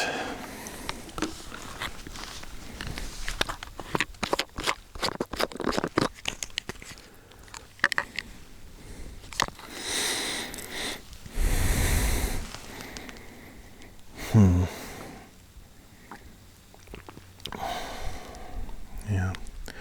I think something's changed in our water where I live. Maybe I need to, stupid fly in my face and my eyeball. Maybe I need to replace the filter in the pump or something. But it's not very good right now.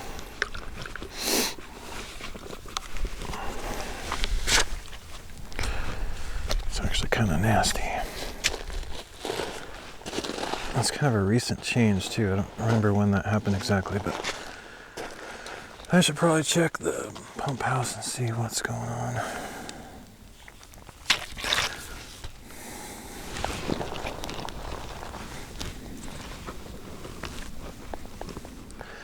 Yeah, they won't show up in the camera, but there's a lot of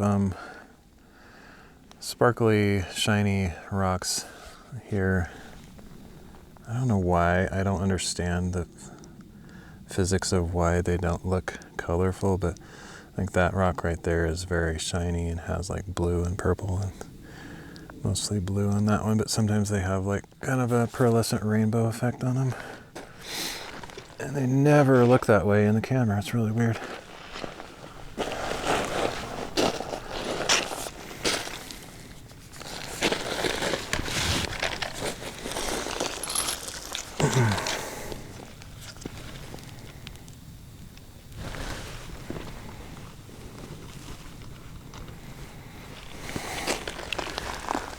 I like to pick up a couple of these. I'm not in a like restricted wilderness zone today, so it's not illegal to pick up a rock or two. But there's certain areas that are restricted, so I don't pick rocks up.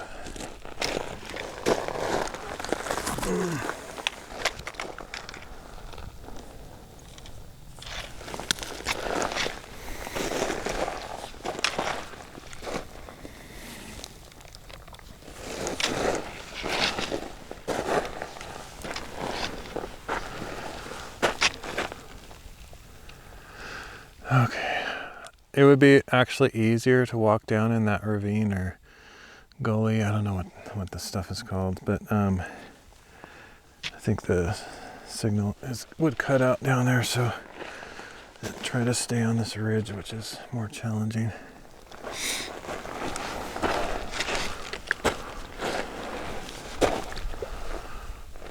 I don't know if I can get through those bushes. It's pretty thick. I'm gonna try to go around them over here. I think that's what I've done in the past. But it sucks over here because it's just a ridiculously steep slope. I could slip down pretty easily.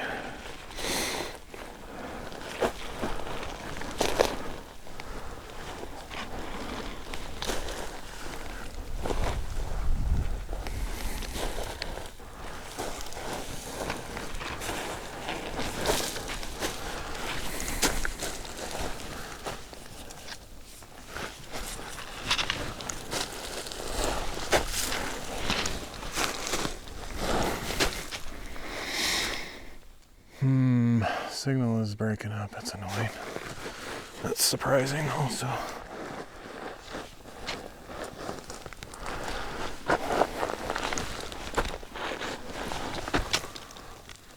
Hopefully it'll get more stable once I get back up on the ridge here.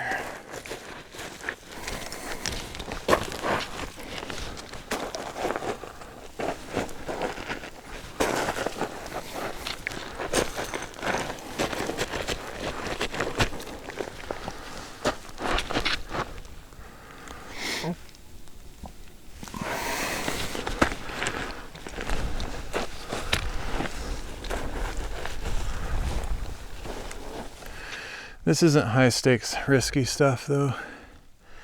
If I slipped, I would just start sliding a little bit, but I wouldn't get hurt particularly. It'd just be kind of a crazy adventure. that I don't really care to have. Let's see.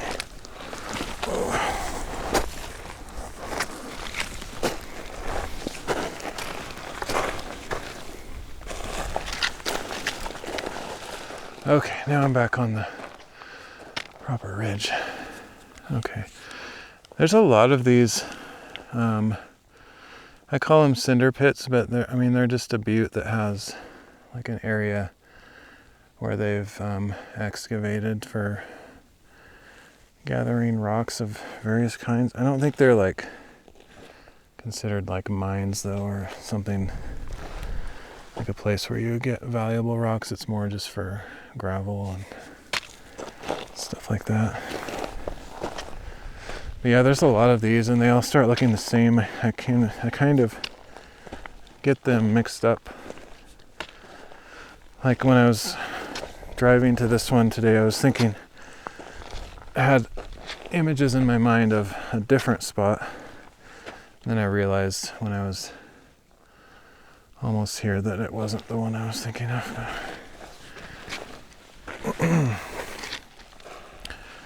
They're all kind of similar, I guess. But each one has its own little distinctive charm. I could do a live stream, a Bible reading like right here with this tree and stuff, but nah. Hopefully I can find even a better spot somewhere.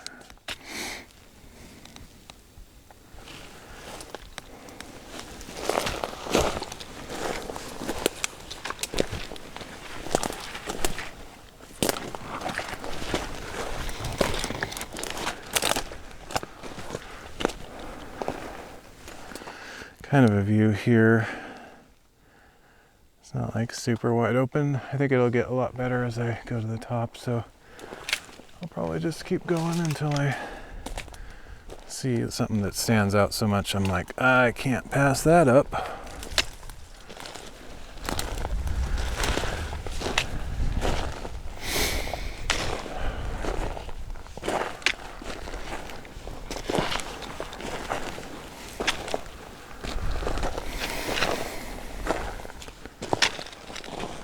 Can't really stay on the ridge anymore. It's massively thick with bushes, so I'm cut on the inside, which is a little bit risky for the signal purposes, but I don't really have a choice.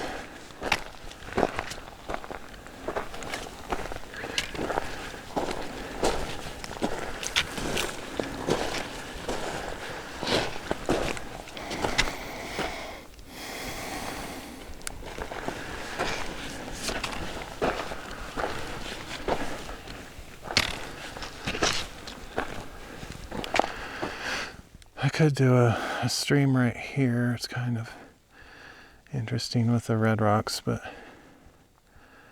I think I'll sort of keep that as a backup plan, but I want to go to the top, the summit over there, and check that out, because I think that will probably be more interesting. I can always come back to this one if I want.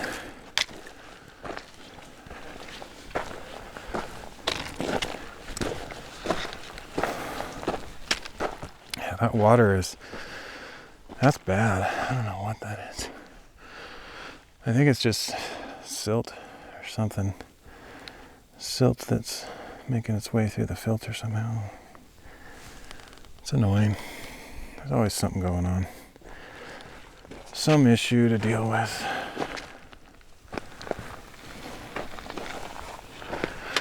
I actually know a guy who lives in this general area that I was sort of trying to befriend and not working out, but anyway,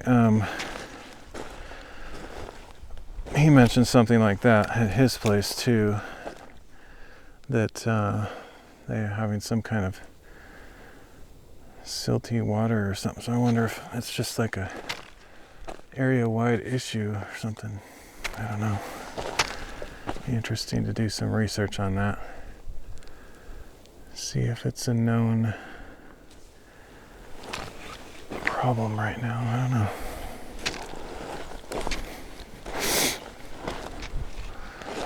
But yeah, it actually makes me not want to drink that water at all. It's like, is this even clean, drinkable water? There's quite a taste to it.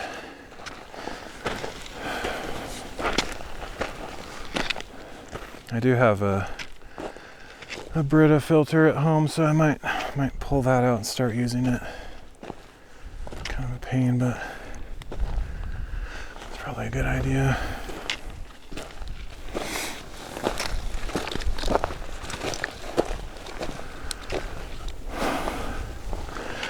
Yeah, see, like up here, that'd be a pretty cool spot right there with all those little trees and nice background. I'm gonna keep going, but I'll keep these spots in mind. I just want to see what it looks like up top.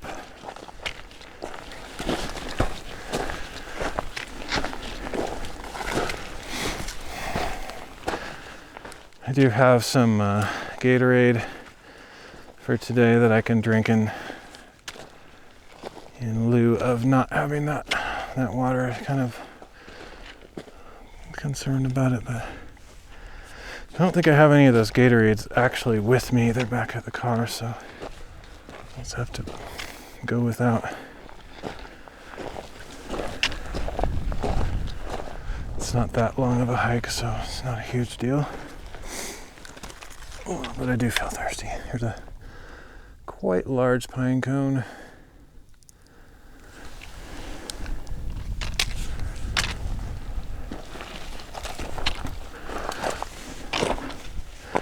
This is a nice spot here.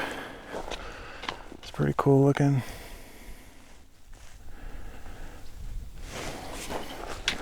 I could do several readings up here, really. I'll probably end up doing all 3 readings on this mountain and not doing the others. Just, I don't know, I guess I'm in a kind of a slow mood. I don't know.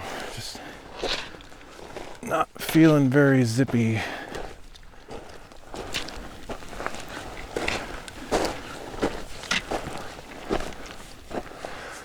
Right here would be nice too, I guess.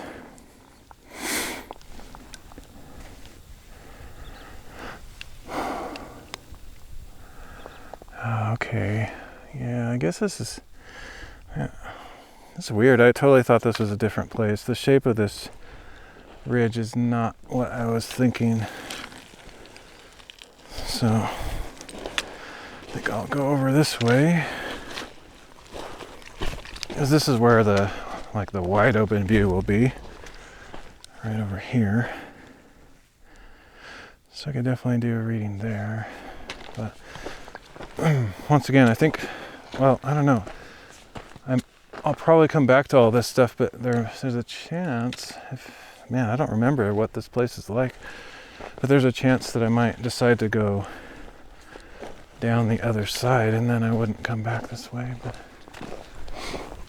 I can just make that decision and say I'm going back this way. But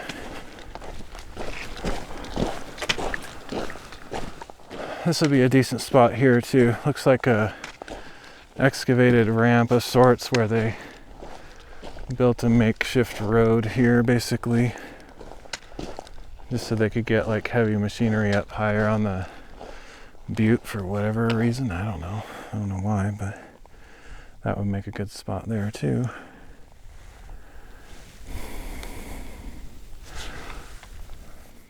And actually that would be an interesting way to go down. I don't think I don't know, but to my memory, I don't think I've actually explored this little road ramp thing in the past, the times I've been up here. And I'm guessing that goes all the way down, kind of swirling around the butte. But for now, I'll probably do a stream there, but unless there's something even more compelling up here. But I'm going to just go to the summit real quick because I'm pretty close to it.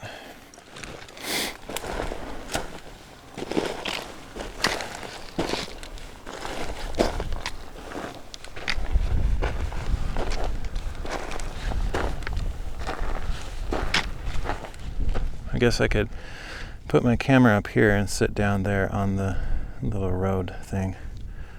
That would be kind of cool. Definitely have a wide open view in every direction. Okay, maybe not every direction, but it's pretty good. Okay, maybe I'm not so close to the summit after all. I'm relatively close, but it's still up here a ways.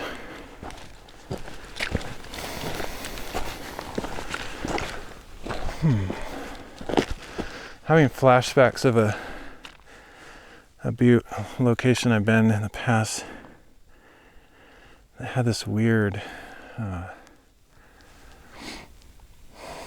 almost like a destination at the top, like a ring of rocks and a little bench or something. I don't think this is that place, but it kind of reminds me of it.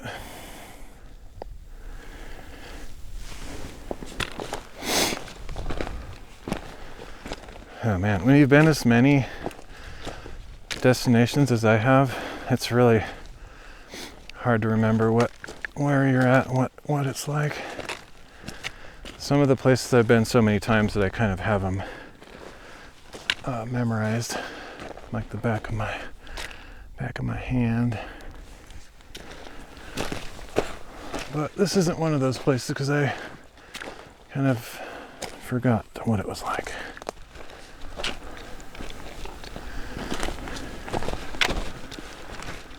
Oh man, I can still taste this little sip of water that I had like 10 minutes ago. It's really gross.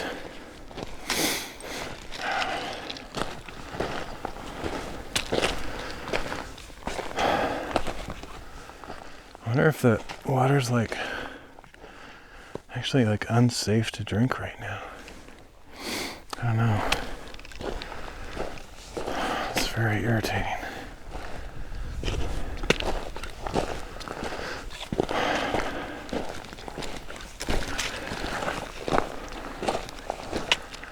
Yeah, it looks like this is sort of a road too, at least it was at one time, and they were able to drive their machinery all the way up here, which I don't understand the purpose of that at all.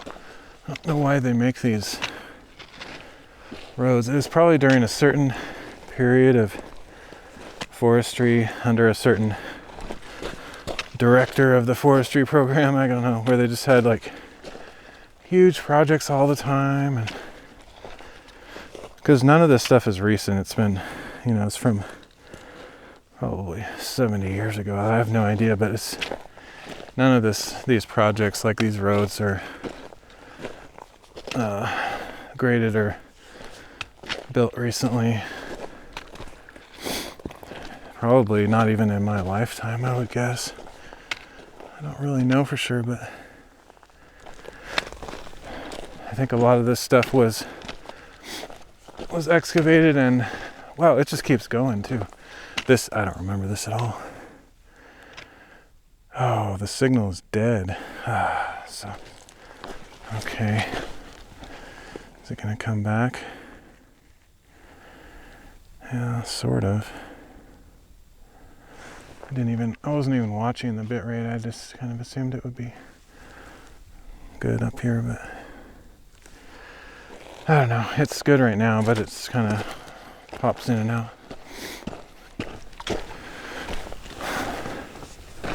Weird. How can I not remember this? This is crazy. It just keeps ramping up. I'm really thirsty. Wish I had those. I was thinking about bringing one of those Gatorades with me, but I thought, I have this entire water bottle. That's plenty. Had I known it was filled with undrinkable water, I would have made a different decision.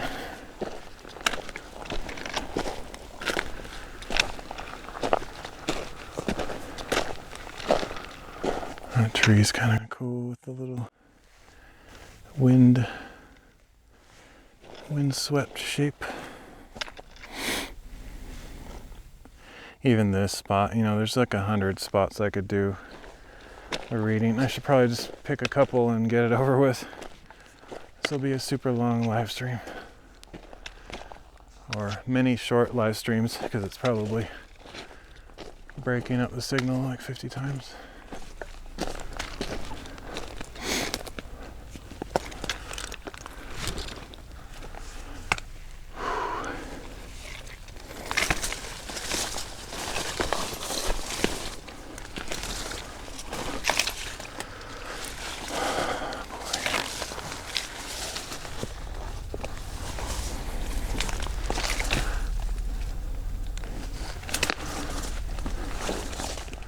Oh, okay, I remember this place now. At least I remember one experience I had. I was up here and this grass was super lush green when I was up here.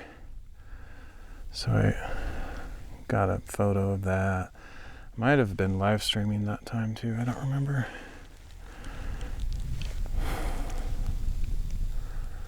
This seems like a different kind of tree.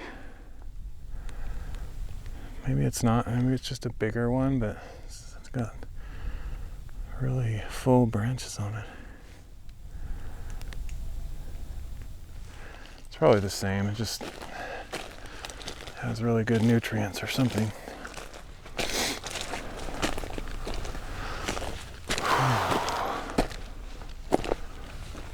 Okay, this is the summit here.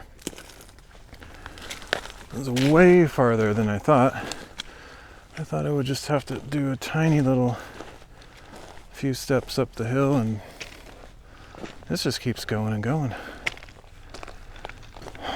Yeah, so I guess this is kind of a volcano rim crater. I don't think this is entirely excavated, shaped by humans. I think this is an actual rim of like a shield volcano or whatever it is. And then the crater is probably down on this side. It's not like one of those perfectly ring shaped. It's more like a crescent shaped. But yeah, anyway, this is the summit, so I don't think I'm gonna keep going along the ridge. I remember fairly certain that I've gone down that way before, or at least I went a certain distance down, and I don't remember exactly, but I don't think I'm going to go down that way today, so I'll probably just circle back to where I started. Just go back, I mean not circle back, just reverse course essentially, and stop at one or two of those places along the way. Oh, this pine cone is particularly large.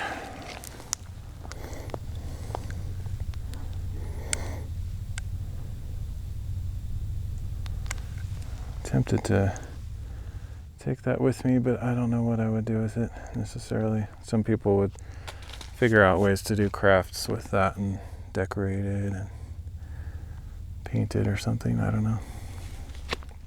I'm not really into that kind of crafts. Like, I don't know what the name for that is, but just finding objects like toll painting is or something. Just like finding natural objects and painting on them, or just gluing glitter to them, or making it look like a character by adding eyes and a nose, and I mean, all that kind of stuff. I don't really do that. I do like crafting, but I've never been into that type, I guess. This is pretty nice here. I kind of like that, all that texture with those trees and stuff. I might actually, even though this isn't like a view like the other spots I passed up, it's kind of cool looking, so I might do one here. Let's just do it. Do it.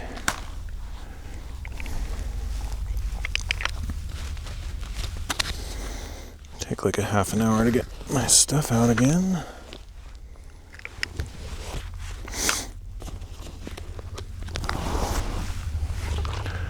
I could probably sit on that log, part of it. I don't know, every little step I have to take makes it take longer, and if I can get away with not using my chair, it saves just a little bit of time. But it's probably not enough time saved to really make a difference, and it would be generally nicer to have my chair to sit on instead of just sitting on the ground or something.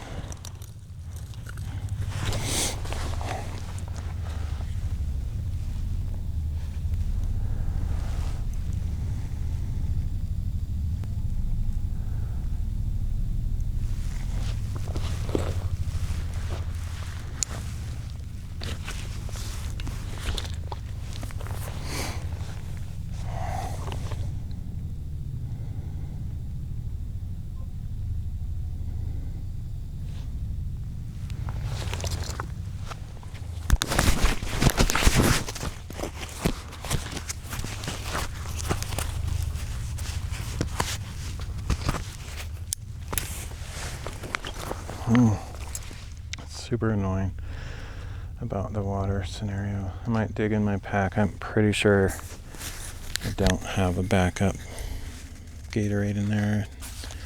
Definitely should have thrown one in my pack.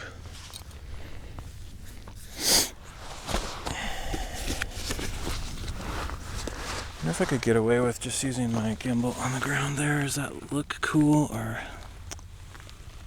it's not bad, but I think it probably would look better if I had it up higher. But if I fudged it, and if I just like compromised, I could not have to grab my tripod and save a bunch of time. I might do that.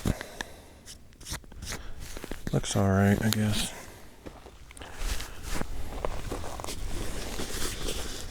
I'm still gonna get my chair though. If I didn't get my chair, I could just start reading right now pretty much, but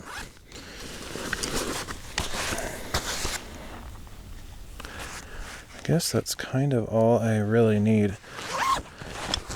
I don't technically need to do the bigger microphone recording. I haven't figured out if I want to bother with that ever, really. I think there's scenarios where it would be a good idea to use it, but it's mainly, I think it's the wind that really causes the disruption in the signal for the smaller wireless, so it's pretty calm today, so I don't think I'm going to have any major transmission issues, and if I have transmission issues, I don't think they'll carry over to the local recording that I'm doing on the wireless transmitter.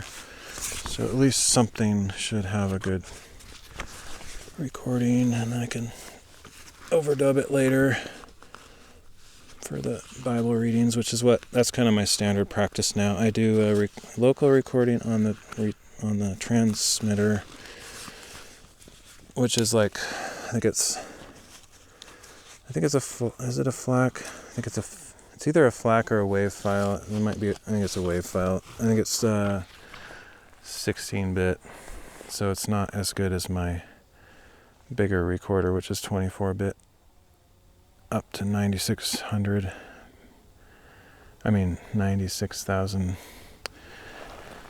resolution or whatever you call it, bit rate, I don't know. But it's usually decent, like good enough. Yeah, so I think I don't have to pull anything out. That'll save quite a bit of time. I'm basically ready to go. See, check the angle, make sure I get the Bible reading, Bible text on the right side.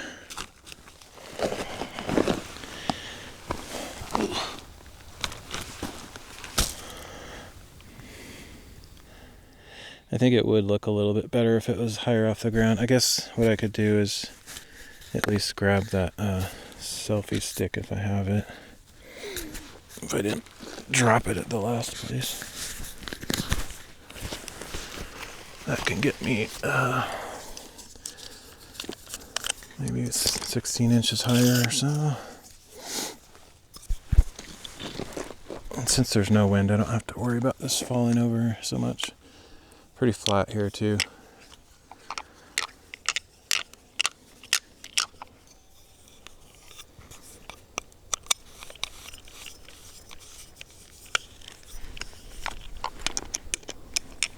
Of course, if there's any breeze at all, I don't feel safe with this selfie stick tripod monopod thing. It's not great.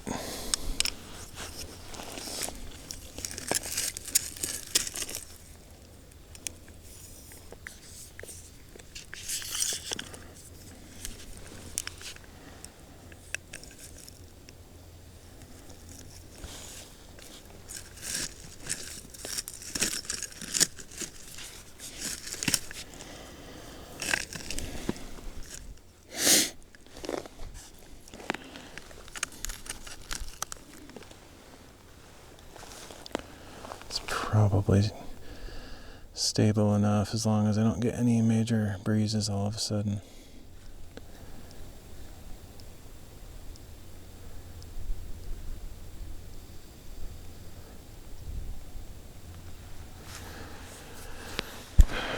Always throw my backpack kind of underneath it or something. Oh, stupid.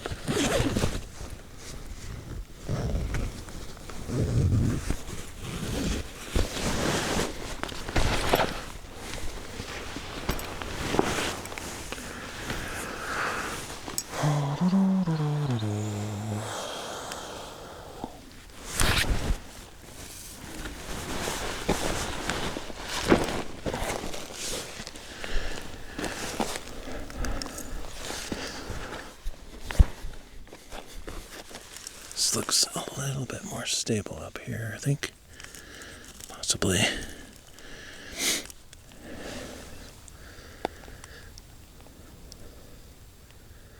Alright, that seems okay. Let's do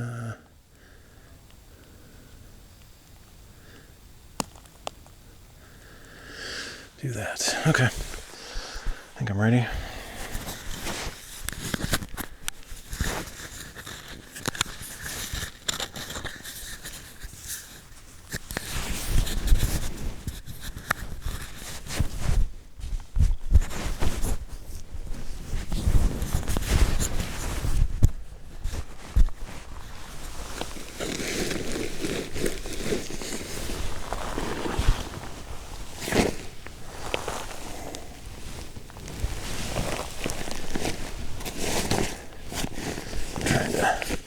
Create sort of a cushion around here so that if it does fall, it'll fall on my coat or backpack.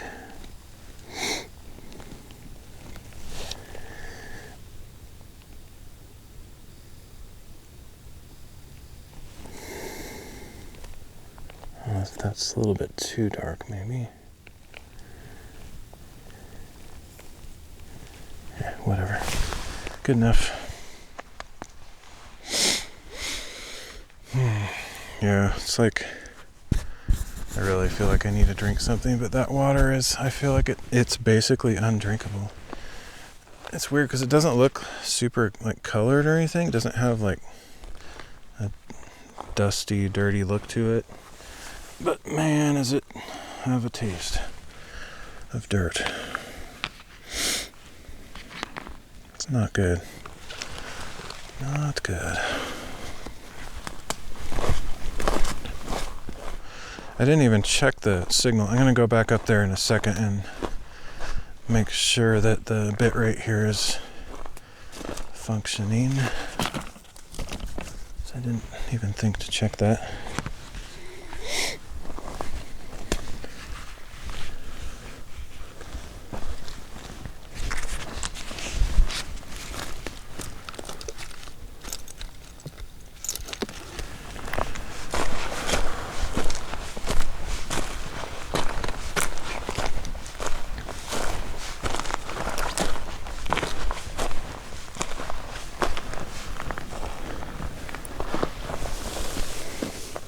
Okay, I think that chair spot is fine.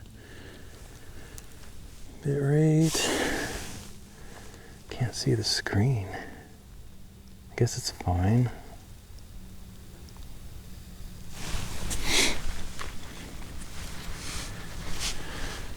Okay, let's get the Bible reading loaded.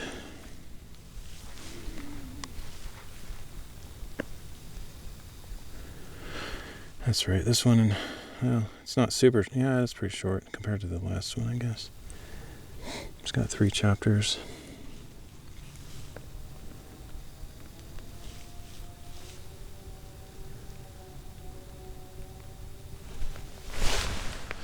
Yeah, it's very calm today. It actually kind of just feels like summer, if I'm honest. It's like, feels like summer isn't over yet, but that winter, it's already kind of hit. It's been very cold at night. I've been building fires just to keep warm. And I don't think these nice days are going to last much longer. I could be wrong. I mean, I never remember how the weather goes each year. It's always kind of a surprise to me, even though it's probably a similar pattern each time. But maybe it'll be nice all the way into November. I don't know. But it's definitely getting colder, that's for sure. Okay. I think I have some stability. You never know. I might sink in and fall over in like 30 seconds. Alright, so we just got 3 chapters this time. 2 Samuel chapter 22, Psalm 57, and 1 Corinthians chapter 3.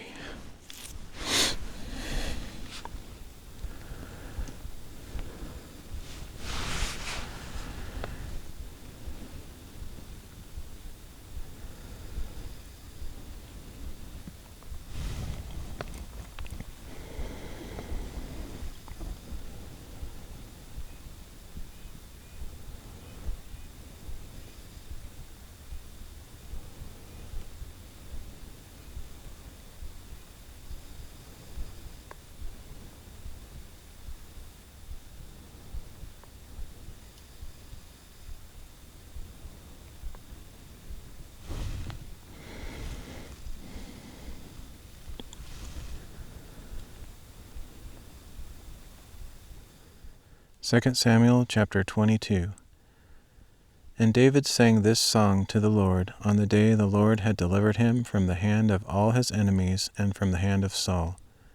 He said, The Lord is my rock, my fortress, and my deliverer. My God is my rock, in whom I take refuge, my shield and the horn of my salvation, my stronghold, my refuge, and my Savior. You save me from violence. I will call upon the Lord, who is worthy to be praised.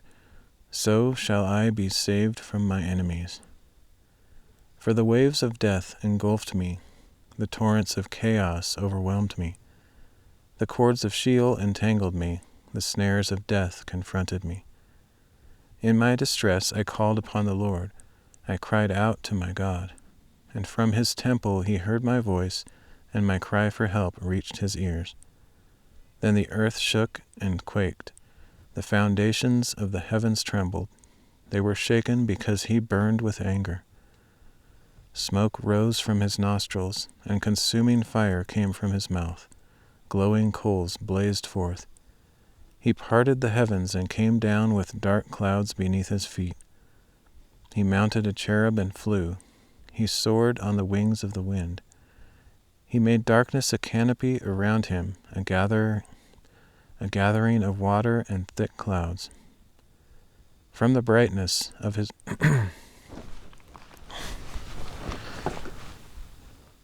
from the brightness of his presence, coals of fire blazed forth. The Lord thundered from heaven, the voice of the Most High resounded. He shot his arrows and scattered the foes. He hurled lightning and routed them.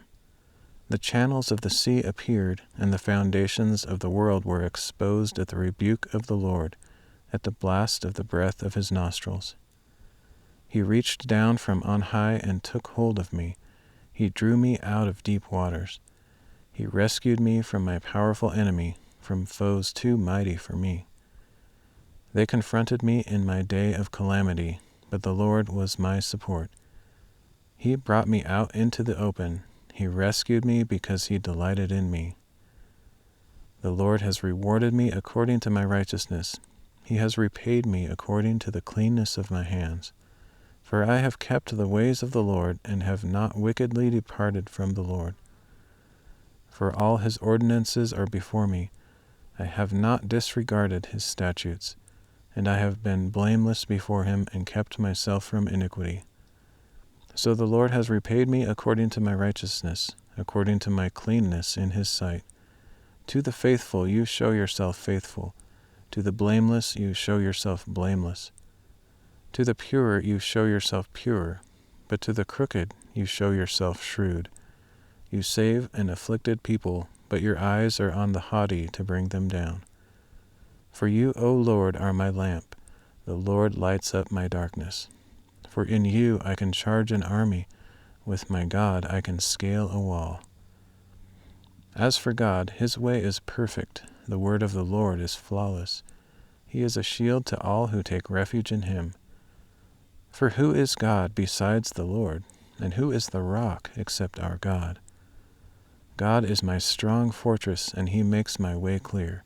He makes my feet like those of a deer, and stations me upon the heights.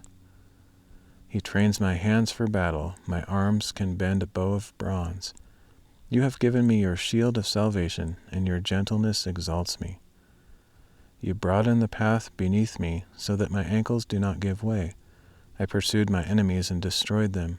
I did not turn back until they were consumed. I devoured and crushed them, so they could not rise. They have fallen under my feet. You have armed me with strength for battle. You have subdued my foes beneath me. You have made my enemies retreat before me. I put an end to those who hated me.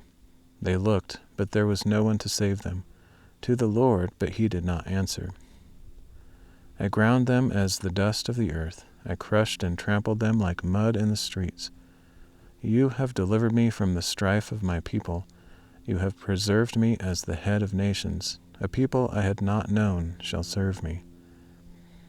Foreigners cower before me. When they hear me, they obey me. Foreigners lose heart and come trembling from their strongholds. The Lord lives, and blessed be my rock, and may God, the rock of my salvation, be exalted, the God who avenges me and brings down nations beneath me, who frees me from my enemies. You exalt me above my foes. You rescue me from violent men. Therefore I will praise you, O Lord, among the nations. I will sing praises to your name. Great salvation he brings to his king. He shows loving devotion to his anointed, to David and his descendants forever.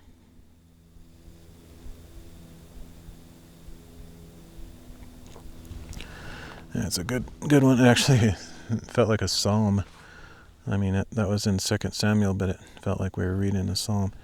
I think there are some psalms that have those same exact words in them, like that's recorded like in history, like when he wrote it in 2 Samuel, but it's also like probably separated out into the psalms later on. I don't know if that's how that was done, but anyway, I'm pretty sure some or all of that is elsewhere in the psalms. Maybe in this next psalm that we read, it'll have some of that too. I don't know. But that's a good one. It has several it has several phrases or lines that are in some old Christian songs from church when I was young. They don't sing those songs anymore because they're pretty old, but anyway.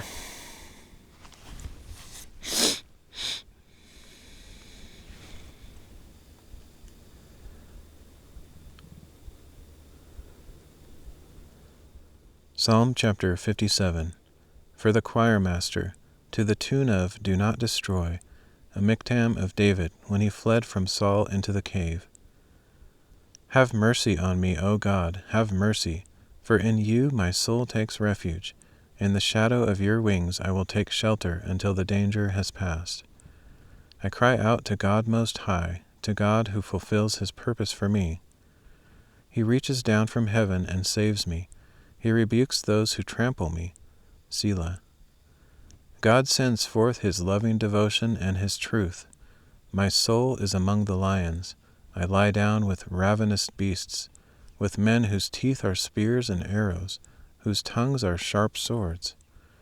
Be exalted, O God, above the heavens. May your glory cover all the earth. They spread a net for my feet. My soul was despondent. They dug a pit before me, but they themselves have fallen into it. Selah. My heart is steadfast, O God, my heart is steadfast. I will sing and make music. Awake, my glory. Awake, O harp and lyre. I will awaken the dawn. I will praise you, O Lord, among the nations. I will sing your praises among the peoples. For your loving devotion reaches to the heavens, and your faithfulness to the clouds. Be exalted, O God, above the heavens. May your glory cover all the earth.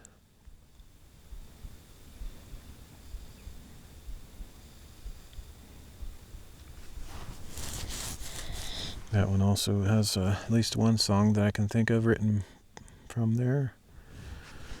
Third Day song. Haven't heard them in a long time, man.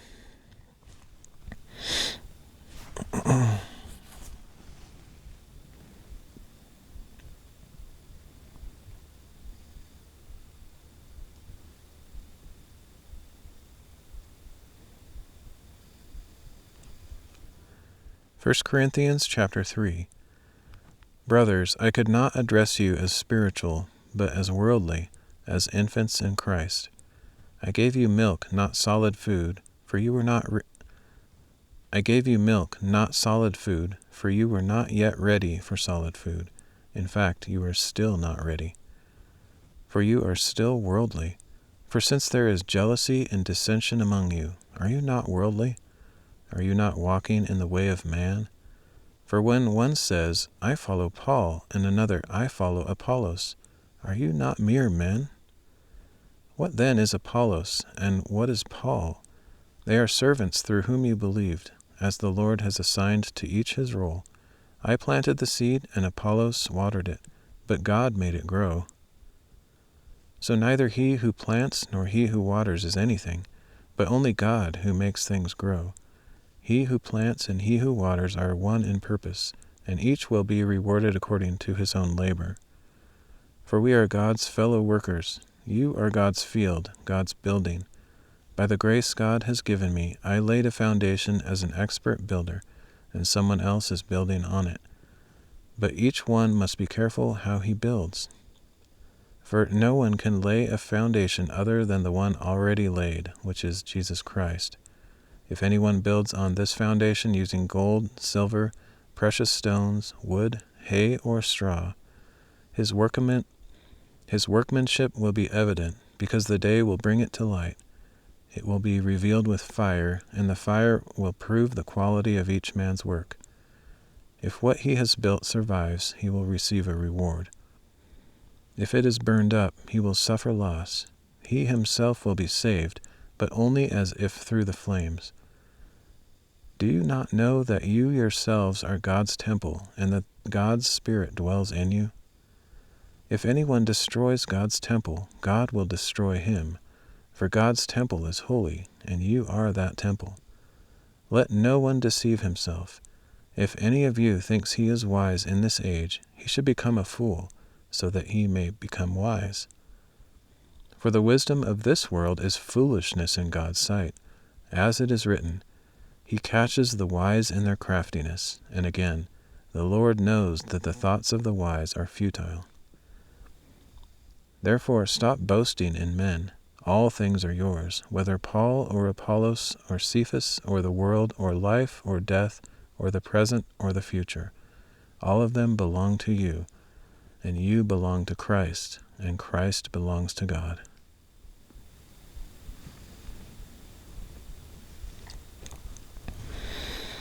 All right, pretty short reading there.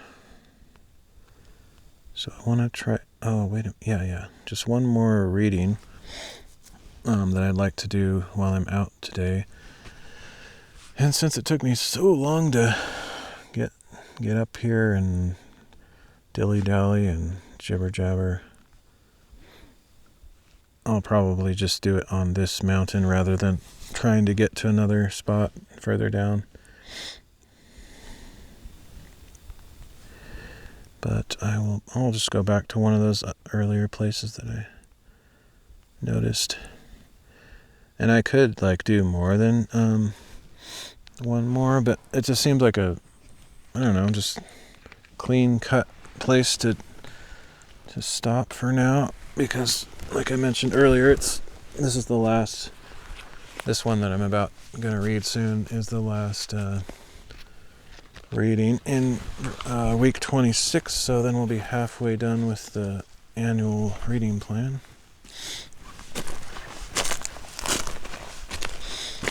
And then I think I'm going to take some time off from streaming, though that's not a commitment or guarantee, because I might be tempted to get out if there's another nice day like this one. But we'll see. Okay, so I don't have to pack up nearly as much stuff. It's quite easier this way. I should get like a, I don't know, mini tripod or something that I can clamp to the outside of my backpack or something like that, just to make this go faster. Technically, I could have all sorts of stuff hanging off the side of my pack, but it would be kind of annoying. Oh, clanking around and catching on things.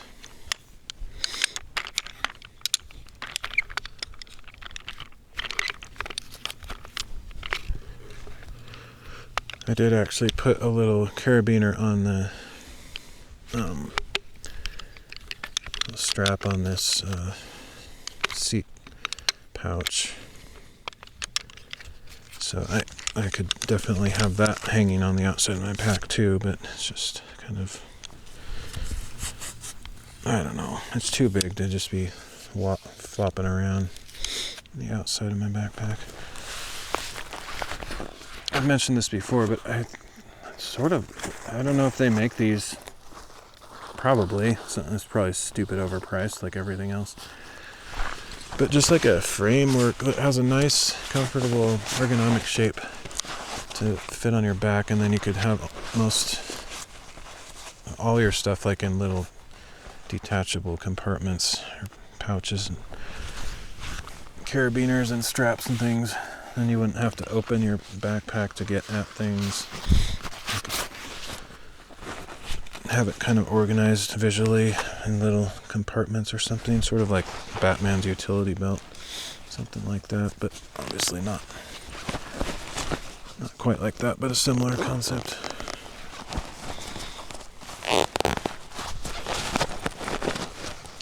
And like those big giant backpacking frames is kind of what I'm talking about, basically, but I would want to get one that's more like a day pack size, and maybe comes with some modular.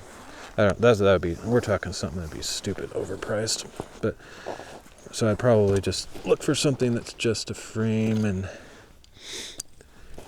maybe build some pouches myself, get some material and try to learn a little bit of sewing and something like that. I don't know. This is all just talk. It'll probably never happen, but it would be cool.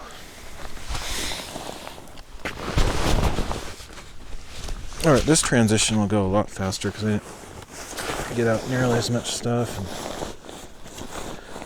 don't have to transition the tripod.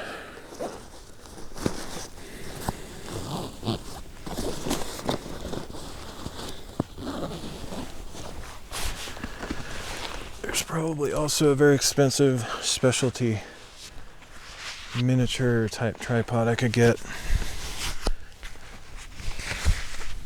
Something that just fit in my pocket would be amazing. I wouldn't even have to get out my bag or anything.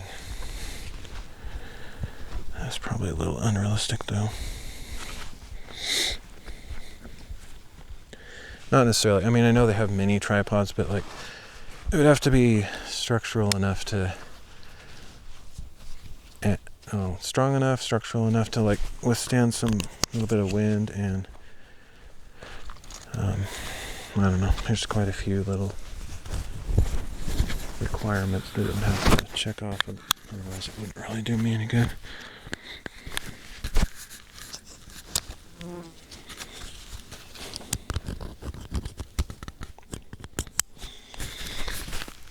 Okay, I'm basically almost ready now.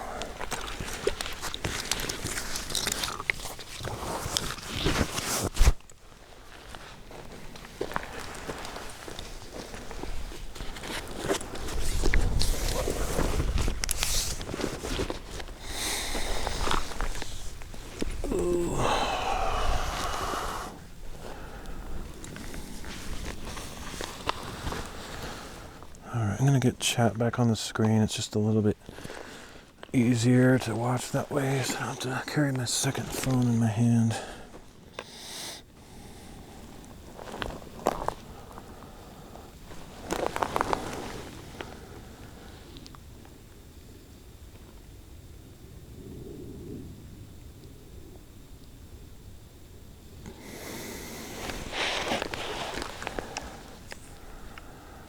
That's weird. I don't know how that happens, but my gimbal gets in these weird modes. I don't even know, because of that weird mode it was in just now, that if it levels, no, it doesn't really necessarily self-level, so that might not have been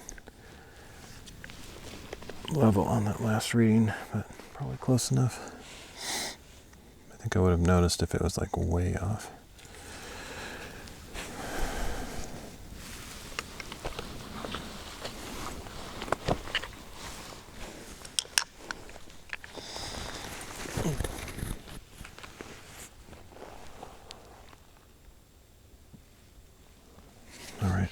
I don't think I have too far to go either. If the wind isn't bad over there, I might just leave it on this selfie stick and not have to bother with the tripod. But since it's probably the last reading I'll do, it's not a huge deal if I have to pull out the tripod.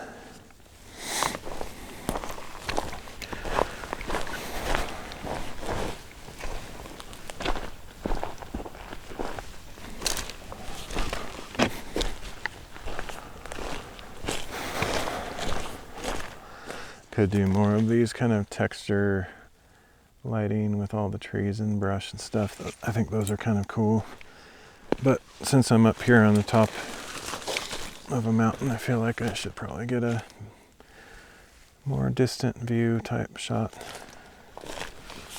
Which I could do something like that right here, but those places that I saw earlier I think were more interesting. Although, let me just come over here real quick just to make sure. These two trees on the right, on the left, are kind of interesting.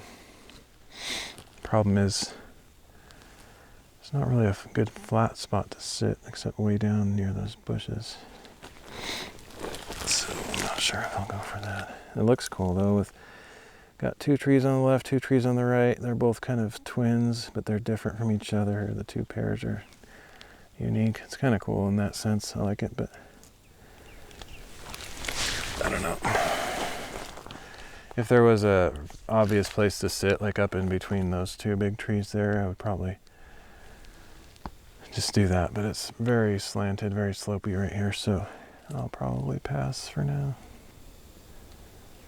on this one. And because I already passed, I already saw some pretty nice spots back here, so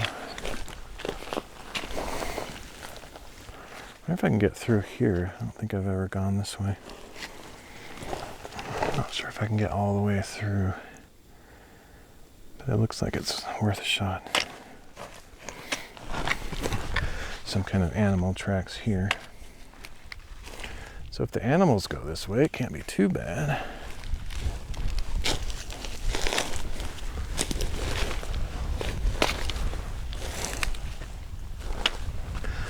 Actually, this spot is really nice too.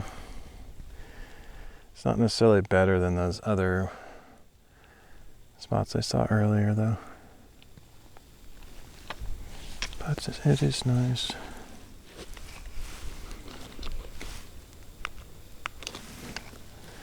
Oh shoot. I didn't mark that spot back there, I don't think. Let me do that real quick, because that will annoy me later if I'm like, oh, I should have done it.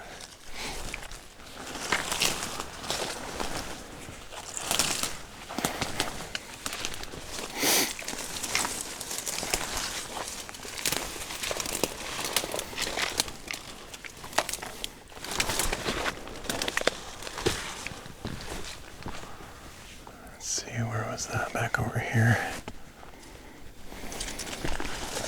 It's pathetic how I can't seem to remember to do that.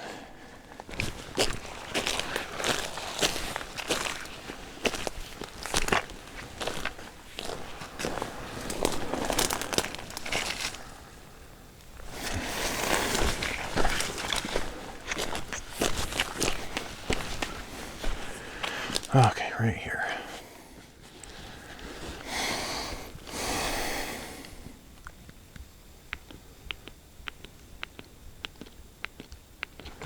Hopefully that is taking. I have it on vibrate mode, so I used to have it on the little bell chime sound, and it seems like I would feel the vibrate in my pocket, but I don't, so I have no idea if it's working. Oh man, I'm thirsty. So that's part of the reason I want to head back after this one anyway, just because of not having anything to drink with me.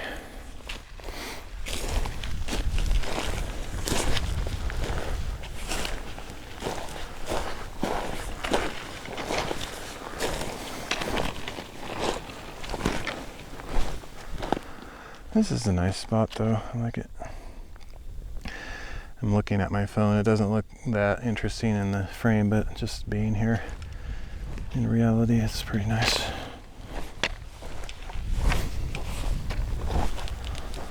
There's not really any advantage to coming out here. I think it's just going to be kind of a struggle. A little bit of bushwhacking, so I think I'm just going to head back to the main ramp trail thingy, since it's right here.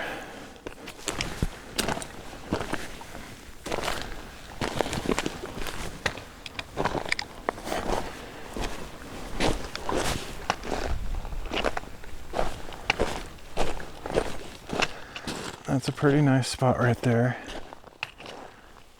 But I mean, that's great. It's really nice. But pretty sure the spots I passed up earlier were even cooler. If I wasn't just trying to do only one more reading, I was going to do like a ton of them and was planning to stay out all day. I would do one here and one at, several other spots that I've passed up. But I think I'm just going to do one more today, so I'll just try to find maybe the best spot that I passed. That's not bad there. There's nowhere to sit though. That's usually the problem, is can't find a place to sit. I could stand. I mean, I've done a few standing, but I don't really like doing that.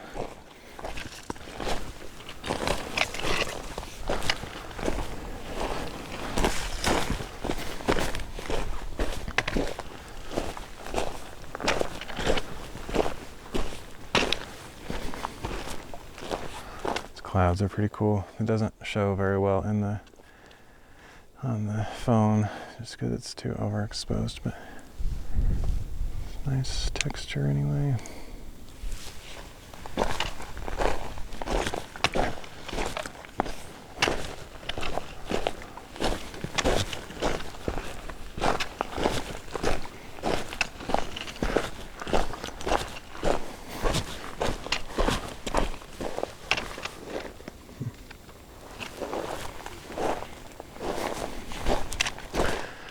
Yeah, if I ever come or get back into reading after my break, I'll have to kind of remember that this is a place I could come back to, because there was quite a few little nice views that I'd passed up on the way. This is pretty nice here. Let me see. All those trees and the mountain in the background. That's not bad. There's a good place to sit on this side of that ridge there. I don't know. There was places that had like really wide open views back earlier though. It's not necessarily better because the trees and texture is kind of cool in the foreground, but I think I'm going to go back to that ramp that I saw earlier. That seemed like a pretty good spot. Anywhere here is nice. All these trees and stuff, it looks cool for sure.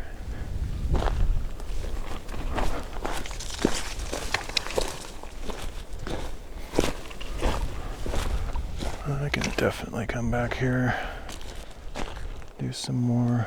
That's nice there. I guess I could sit like right there. Looks pretty flat, but I don't know. I haven't been doing very good at marking summits lately. I used to, like, if you've been watching my stream for a long time, or my channel, you'll remember how I used to push the button for all the boulders that I climbed and marked the summit and everything. I just haven't been doing it as much lately. That's pretty nice with the twin trees on either side, but I don't know. I think I'm still gonna keep looking.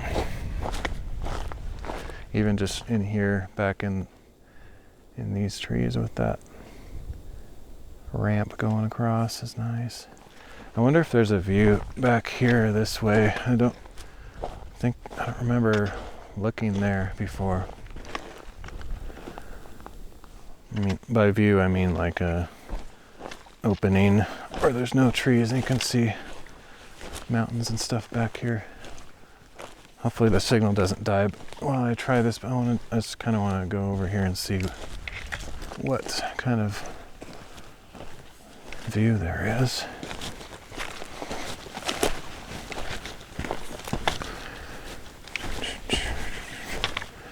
That's pretty cool. I mean, there's no like huge mountains back there, but it's still nice. I'll mark it as a view.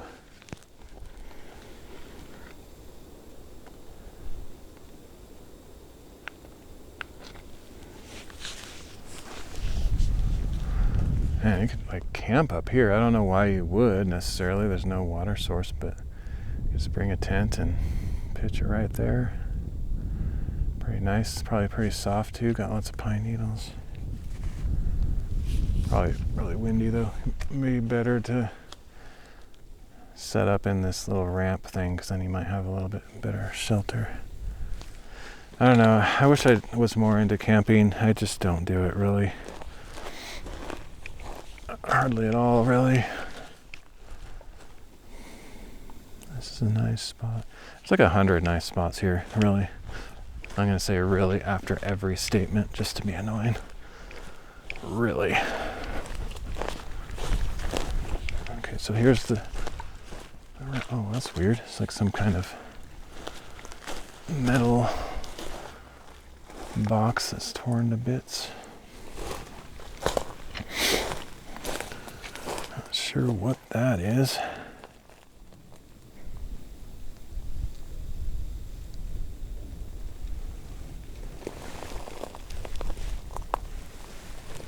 It's very, very rusted out. Could be some kind of cooking platform or stove. That's kind of what it makes me think of. Don't know.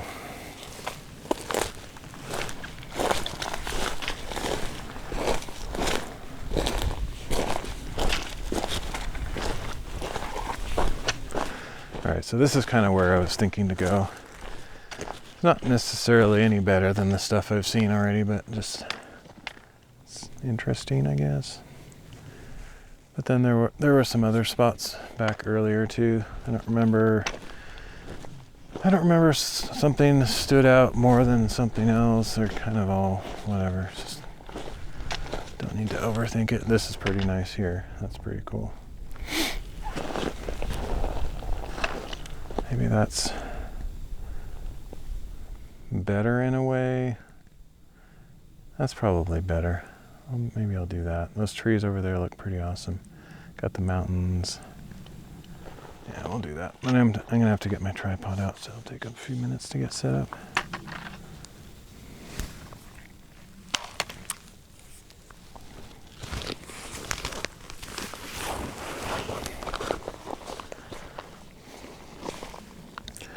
Because I would not want to have my camera on the ground on this spot. You wouldn't be able to see anything distant that way.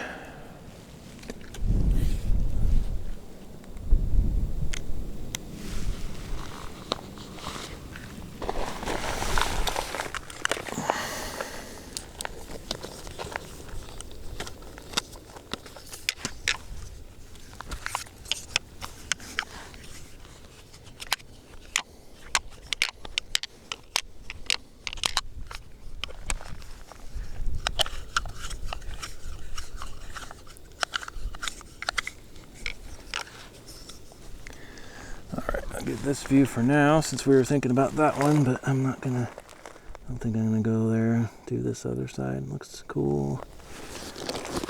It's all cool, but whatever.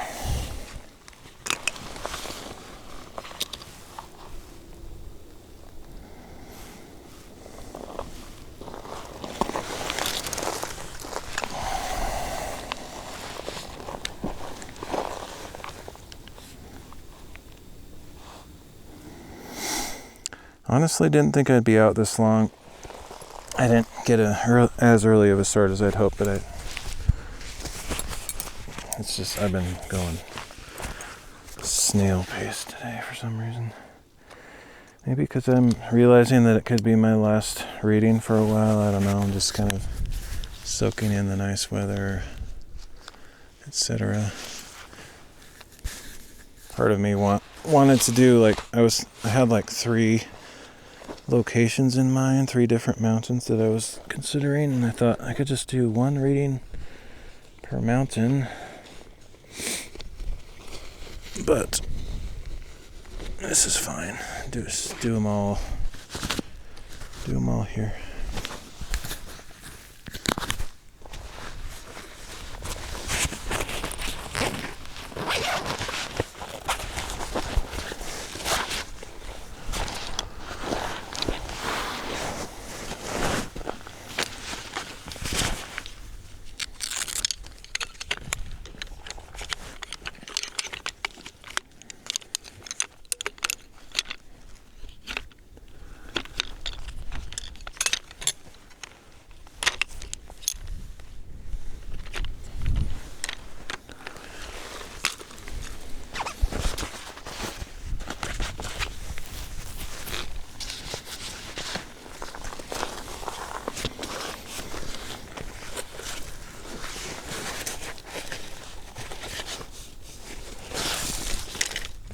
Close. Almost blasted my phone.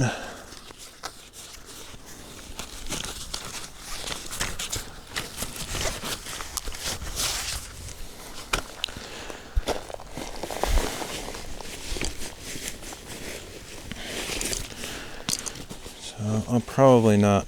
There's not really much point doing the hike back. I could do it, but this has been a long stream, so probably just after I'm done with this reading, I'll just pack it up and the stream here.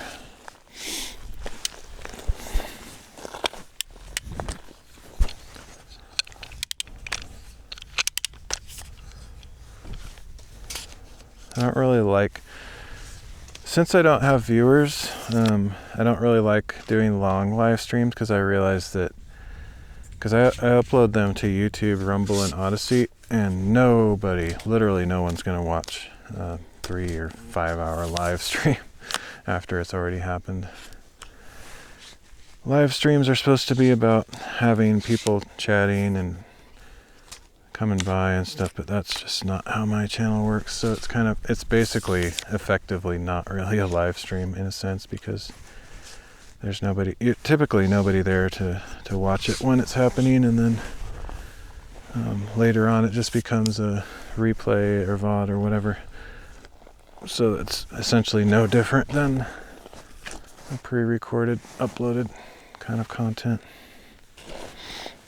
It was live. You could have talked to me while I was on, but it just, people don't really like my channel. Getting kind of used to that by now. No one will even hear what I'm saying right now, either live nor later as a replay, because the people that do watch the replays usually watch about 2 minutes. 2 whole minutes if I'm lucky. That's probably the upper end, typically 1 second, and then they go on to something else.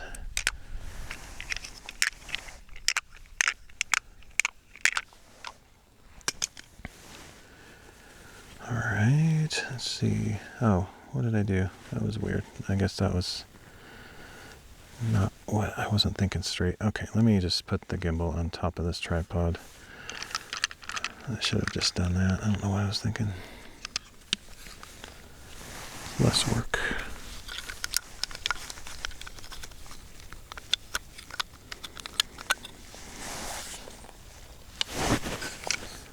Oops.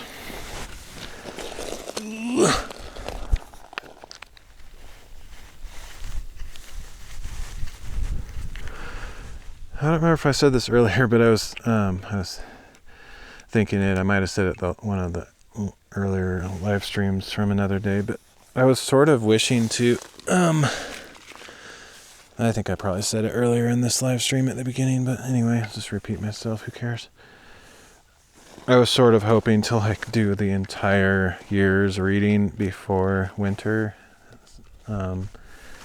Before the winter weather started hitting, but there's no way. I mean, technically I could be insane and just do like 8-hour live streams every day for the next 2 weeks where the weather is agreeable, and maybe I don't even think that would get the whole thing done, but I could definitely get a lot done if I was completely nuts about it, but that wouldn't be really sensible. I'm not going to do that. So yeah, that's kind of why I'm thinking to take a break since I'm going to be halfway done here. It's kind of annoying, actually, this angle, because closer I get to the edge, the more I can see.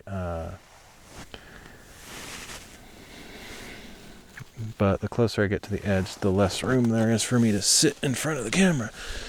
So I'm not really sure what to do here. It's just somewhere in the happy medium middle area.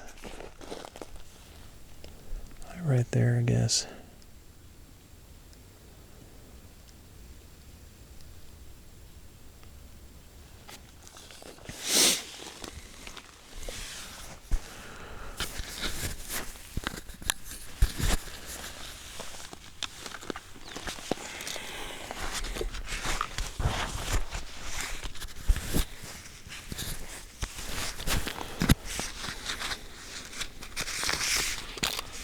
Kind of amazing how long the battery lasts on this wireless microphone. It's pretty cool.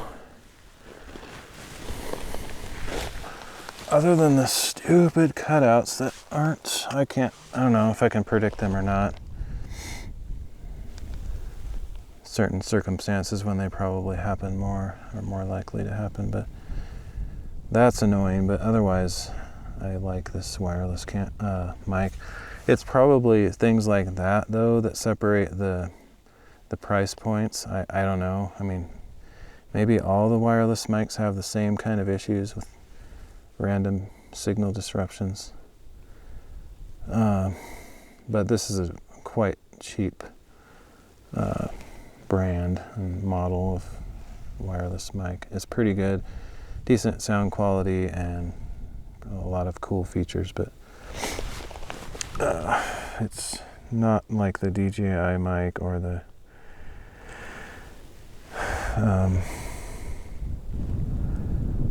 Rode Wireless, whatever it's called. Rode Go Wireless? I don't know, whatever it is. Whoa, what in the world?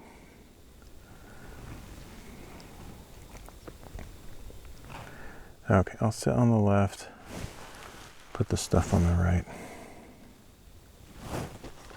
It's a good one to end on. I really, really like the Psalms. I'm always kind of a life is difficult kind of guy. Things are hard much of the time, and so I find a lot of comfort in them. Yeah, see, if I could get right up to this ledge and look down there, that looks amazing, but I don't know where in the world I could sit if I did that. There's one almost of a kind of a shelf spot there, but I don't know. Let me see. I don't think it's flat enough down there. No. I could probably kick one out, just like carve out a little seating spot in the gravel, but I don't know.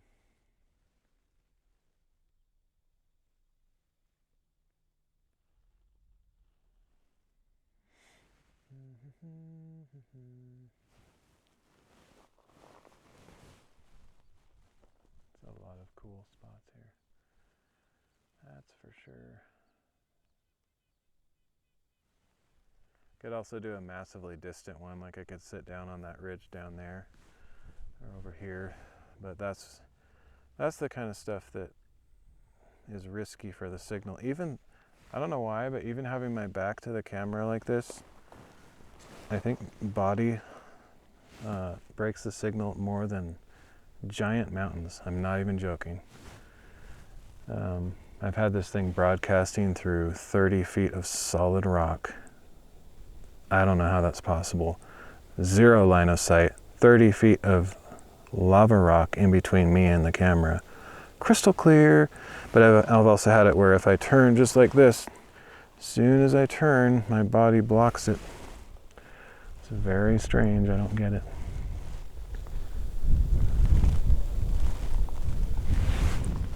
Which now, I mean, now that I know that happens, what I should do is just like grab this and hold it out like that if I'm gonna turn around. But then you can't hear me. Yeah, so can't really win.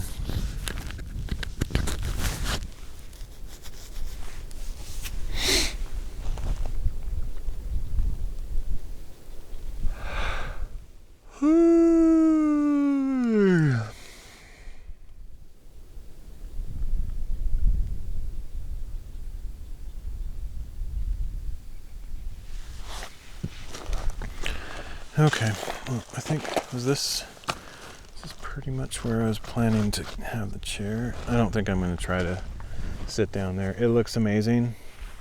It would look better, but there's no good place to sit down there, so skip it.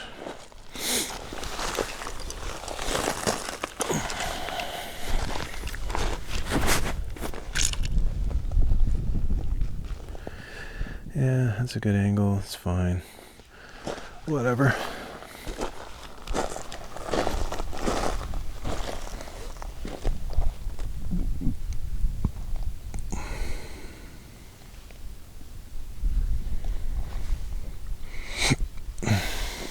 Oh, actually, you know what? I didn't even think of that option, but right behind the camera is a giant rise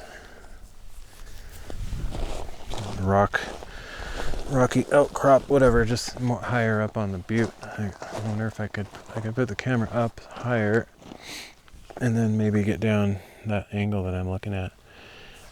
Might be too far away to look good, but I'm just going to experiment with that before I make a commitment, because it could look really nice up there. This is what we got behind us here.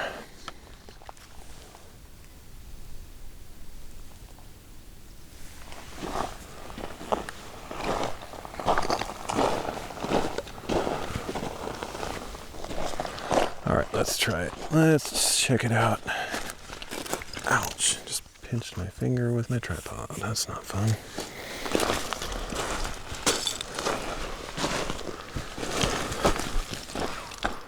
I don't think it's going to make a huge difference, but it could look cool just being a little bit farther away from the camera. It's not like right in my face.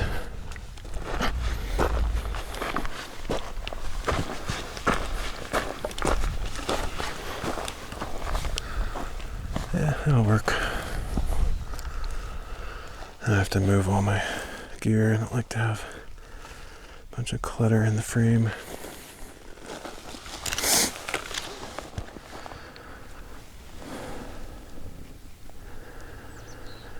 I can see the mountains a little bit better. The trees aren't. What? That's weird. I don't know what's causing that. It's strange movement. Could even do like a wide angle. This is like my mega wide angle. That's maybe a little bit too much.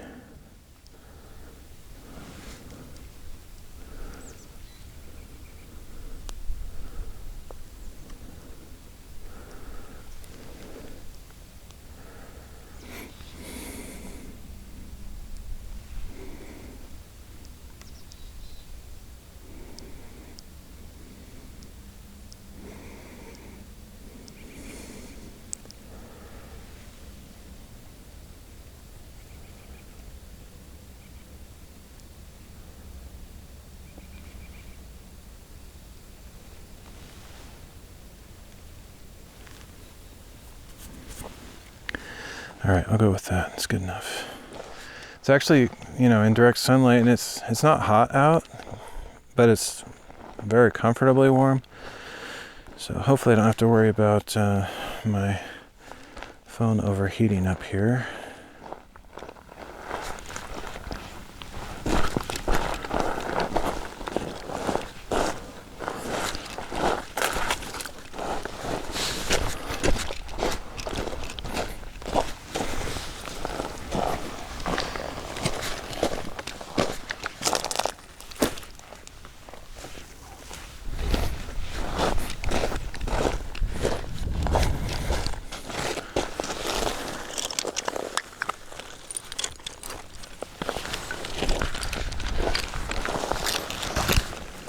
Barely taking any pictures. I don't know if I even care about pictures anymore most of the time.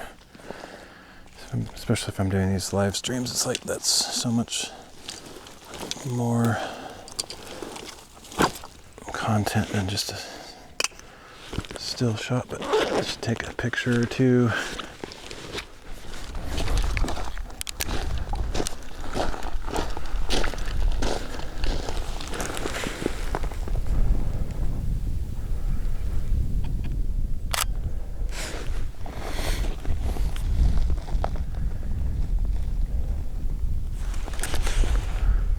Probably have all these same pictures already.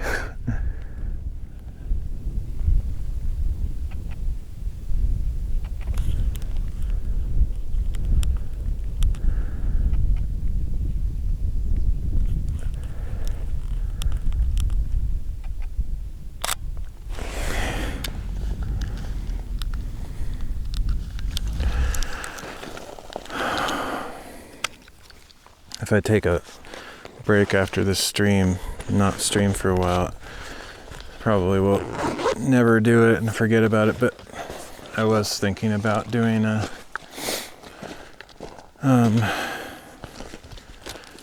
photo, it's like a live kind of photo slideshow of some of the better hikes I did recently, because the photos turned out pretty nice. And since I wasn't able to live stream much of the best part of the hike anyway, that would kind of fill in the gaps a little bit. But I don't think I'll bother to do a live stream just for that. Like, nobody watches that stuff anyway. And the other thing I was thinking of doing that I talked about is I have one more wood project that I could do. And there's a slight chance I might actually do that live stream before taking a more significant break. Like if it's nice tomorrow, for example, maybe I'll work on that and live stream that. But this will probably be the last Bible reading live stream for a while, theoretically. No idea.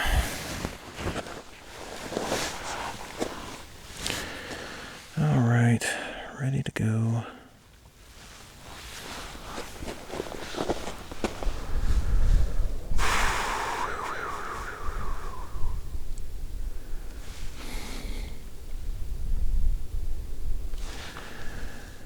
So we'll be reading Psalms 95, 97 through 99, and 1 Corinthians chapter 4.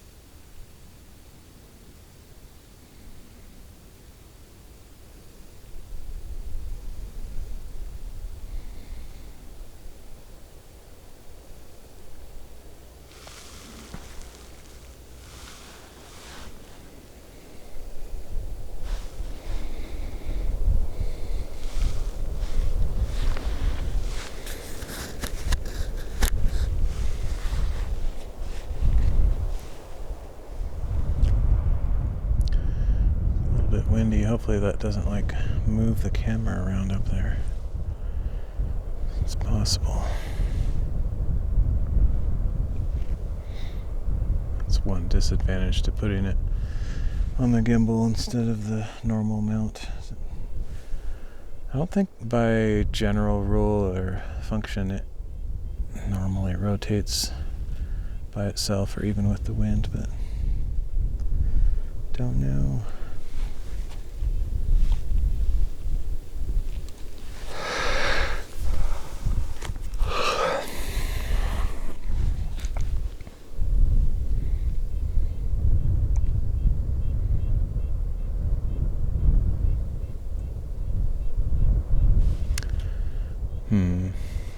This is one of those situations though. As much as I don't really want to, I think I'm gonna record with the other microphone also, because I think, I'm not totally sure, but I think when the wind is like this is some of the times that I've had issues with it cutting out. It's worth getting a backup recording just in case, so I can overdub it later.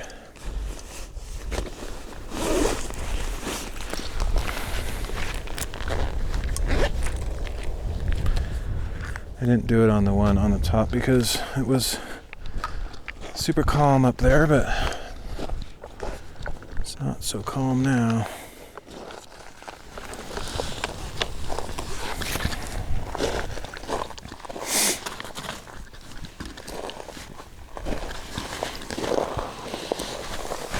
Of course, as soon as I grab the microphone, it stops. Not really.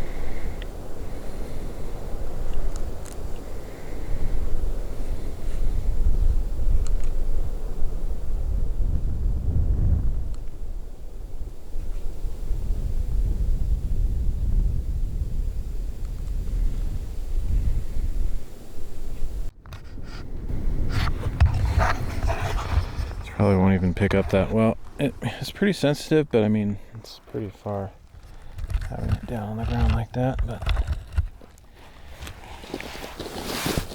okay.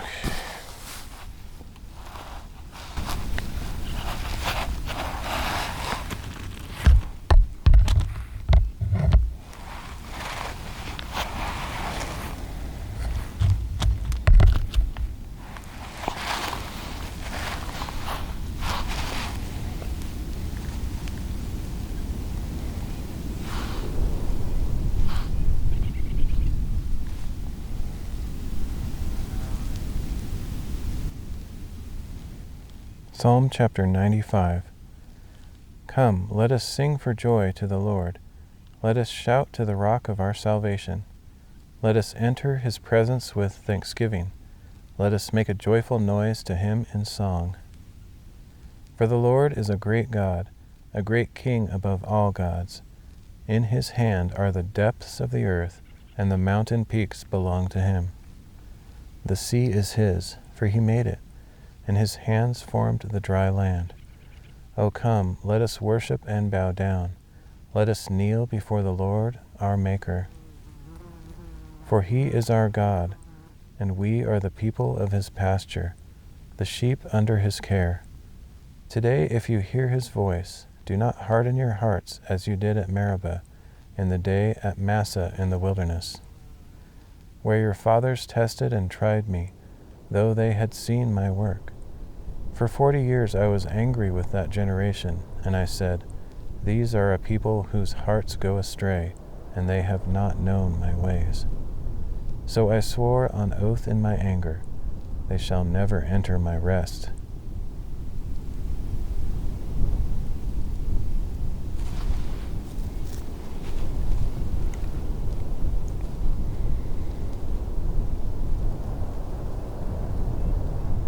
Psalm chapter 97. The Lord reigns, let the earth rejoice, let the distant shores be glad. Clouds and darkness surround him, righteousness and justice are his throne's foundation. Fire goes before him and consumes his foes on every side. His lightning illuminates the world. The earth sees and trembles. The mountains melt like wax at the presence of the Lord, before the Lord of all the earth. The heavens proclaim his righteousness. All the peoples see his glory. All worshippers of images are put to shame, those who boast in idols. Worship him, all you gods. Zion hears and rejoices, and the towns of Judah exult because of your judgments, O Lord. For you, O Lord, are most high over all the earth. You are exalted far above all gods. Hate evil, O you who love the Lord. He preserves the souls of his saints. He delivers them from the hand of the wicked. Light shines on the righteous, gladness on the upright in heart. Rejoice in the Lord, you righteous ones, and praise his holy name.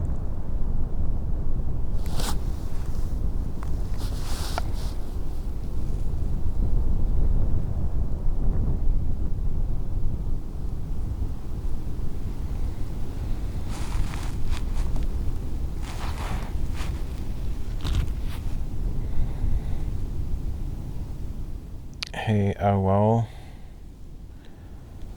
How are you doing?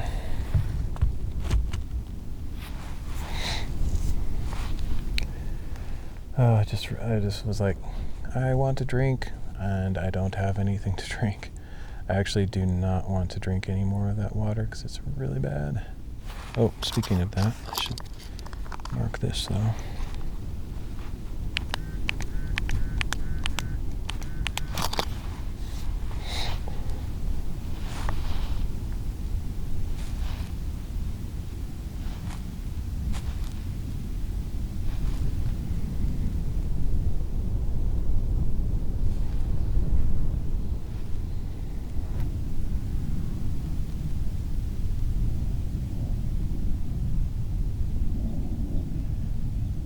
Maybe I'll wait. I hear a jet up there somewhere.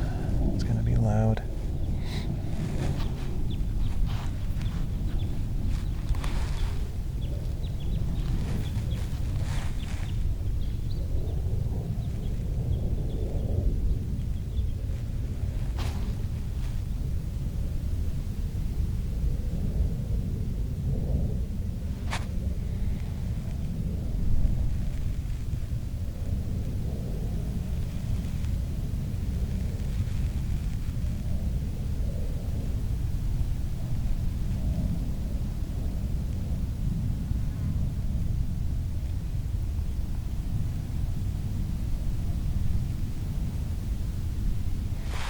Alright, it's pretty much passed.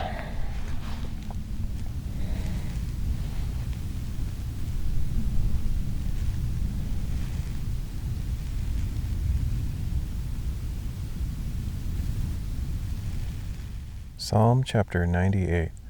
A psalm. Sing to the Lord a new song, for he has done wonders. His right hand and holy arm have gained him the victory. The Lord has proclaimed his salvation and revealed his righteousness to the nations. He has remembered his love and faithfulness to the house of Israel.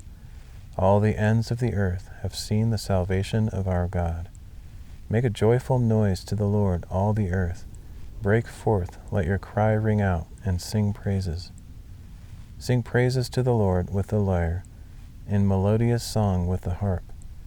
With trumpets and the blast of the ram's horn, shout for joy before the Lord, the King. Let the sea resound and all that fills it, the world and all who dwell in it. Let the rivers clap their hands, let the mountains sing together. Let the mountains sing together for joy before the Lord, for he comes to judge the earth. He will judge the world with righteousness and the peoples with equity.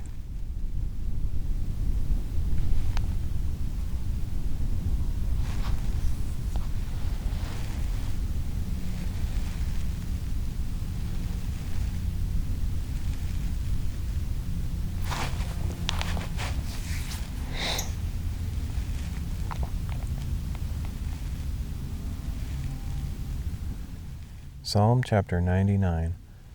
The Lord reigns, let the nations tremble. He is enthroned above the cherubim, let the earth quake. Great is the Lord in Zion, he is exalted above all the peoples. Let them praise your great and awesome name, he is holy. The mighty King loves justice. You have established equity, you have exercised justice and righteousness in Jacob. Exalt the Lord our God and worship at his footstool. He is holy. Moses and Aaron were among his priests. Samuel was among those who called on his name. They called to the Lord, and he answered. He spoke to them from the pillar of cloud. They kept his decrees and the statutes he gave them. O Lord our God, you answered them. You were a forgiving God to them, yet an avenger of their misdeeds. You were a forgiving God to them, yet an avenger of their misdeeds. Exalt the Lord our God and worship at his holy mountain, for the Lord our God is holy.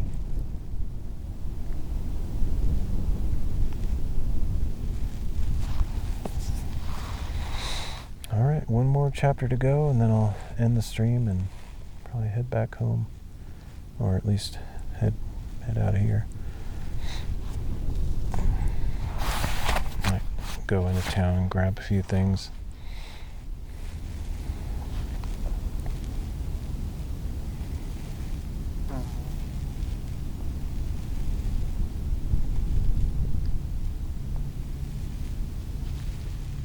First Corinthians chapter 4. So then, men ought to regard us as servants of Christ and stewards of the mystery. So then, men ought to regard us as servants of Christ and stewards of the mysteries of God. Now it is required of stewards that they be found faithful. I care very little, however, if I am judged by you or by any human court. In fact, I do not even judge myself. My conscience is clear, but that does not vindicate me. It is the Lord who judges me. Therefore, judge nothing before the appointed time. Wait until the Lord comes. He will bring to light what is hidden in darkness, and will expose the motives of men's hearts. At that time, each will receive his praise from God. Brothers, I have applied these things to myself and Apollos for your benefit, so that you may learn from us not to go beyond what is written. Then you will not take pride in one man over another. For who makes you so superior? What do you have that you did not receive? And if you did receive it, why do you boast as though you did not? Already you have all you want. Already you have become rich. Without us, you have become kings. How I wish you really were kings, so that we might be kings with you. For it seems to me that God has displayed us apostles at the end of the procession, like prisoners appointed for death.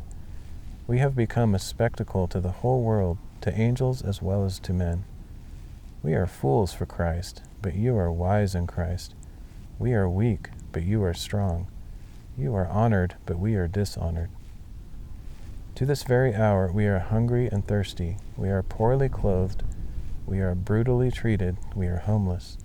We work hard with our own hands. When we are vilified, we bless. When we are persecuted, we endure it. When we are slandered, we answer gently. Up to this moment we have become the scum of the earth, the refuse of the world. I am not writing this to shame you, but to warn you as my beloved children. Even if you have 10,000 guardians in Christ, you do not have many fathers.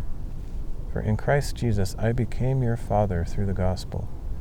Therefore I urge you to imitate me. That is why I have sent you Timothy, my beloved and faithful child in the Lord. He will remind you of my way of life in Christ Jesus, which is exactly what I teach everywhere in every church. Some of you have become arrogant, as if I were not coming to you. But I will come to you shortly, if the Lord is willing, and then I will find out not only what these arrogant people are saying, but what power they have. For the kingdom of God is not a matter of talk, but of power. Which do you prefer? Shall I come to you with a rod, or in love and with a gentle spirit?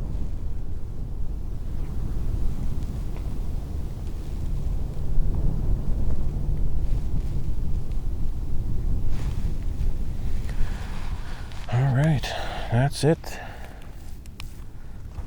That very chapter there, let me triple check. I'm pretty sure is the end of week 26, which is halfway through the Bible. Or at least through this Bible reading plan. We're not going Genesis to Revelation, but as far as like number of weeks in the reading, in the annual reading plan, we're halfway. So let me just double check that, pretty sure.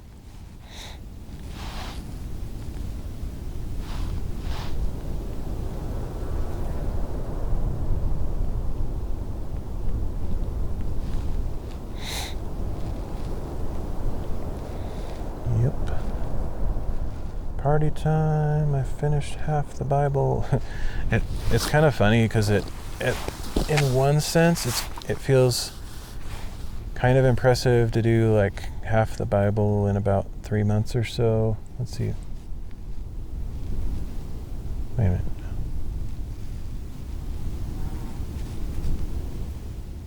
Yeah, and actually, let's see. From July to August, September, October. Yeah, so it's been less than 3 months, just by about a week or so. Because I think I started in July 22nd, something like that. Anyway, it's kind of cool to do half the Bible in 3 months, because that would mean a 6-month pace instead of a year. But I was actually sort of hoping to just go even faster, just go crazy fast. So it sort of feels fast, but at the same time, it's like, wow, 3 months of quite a bit of intense reading, and I'm only halfway through. So I don't know. There's like a double feeling of that. Two opposing feelings at the same time. It's a big book, though. But yeah, it's kind of crazy that it takes... It really, I mean, reading it in a year is not that super relaxed. Like, you can't let up that much. Like, I've tried it in the past quite a few times doing annual reading plan, and most of the time I don't make it, in quite a year and extend it or whatever. I don't really remember, to be honest, how many times I've done an annual reading plan versus just like random. I actually kind of like the random readings, just like picking up the Bible and turning to some book of the Bible that I haven't read in a while and just going through that. That's kind of a fun way to do it too, or other various ways. But yeah, I tried last year, and I actually got farther last year than I have this year. I don't remember how long I was reading, like how often. I'm pretty sure that I didn't do it nearly as fast. I did it for a longer period of time. So I think maybe I was a couple weeks ahead, but nothing more than that, if that. And so I think I got about maybe 2/3 or 60%, something like that, through last year. And then I stopped. Started again this year. I really want to finish it this time, though. It's just that, like I mentioned, I am planning to probably take a break. I just don't know. The primary incentive, or like reason that I feel like I should take a break is I feel like I really need to try to focus on finding some kind of source of income, whether that's the business thing I've been trying to do or something else in the meantime, like just getting some job. Like I've applied to tons of places in the past and gotten zero response. So, but that doesn't mean that it's always like that. Maybe I could get lucky and like right now I apply for something and somebody is desperate and needs an employee or something. But that was very discouraging for me for the last few years, where I was applying for tons and tons of jobs, getting zero response, and I just kind of gave up. And then I tried to focus on starting the business thing, and I just haven't been doing well at all with that.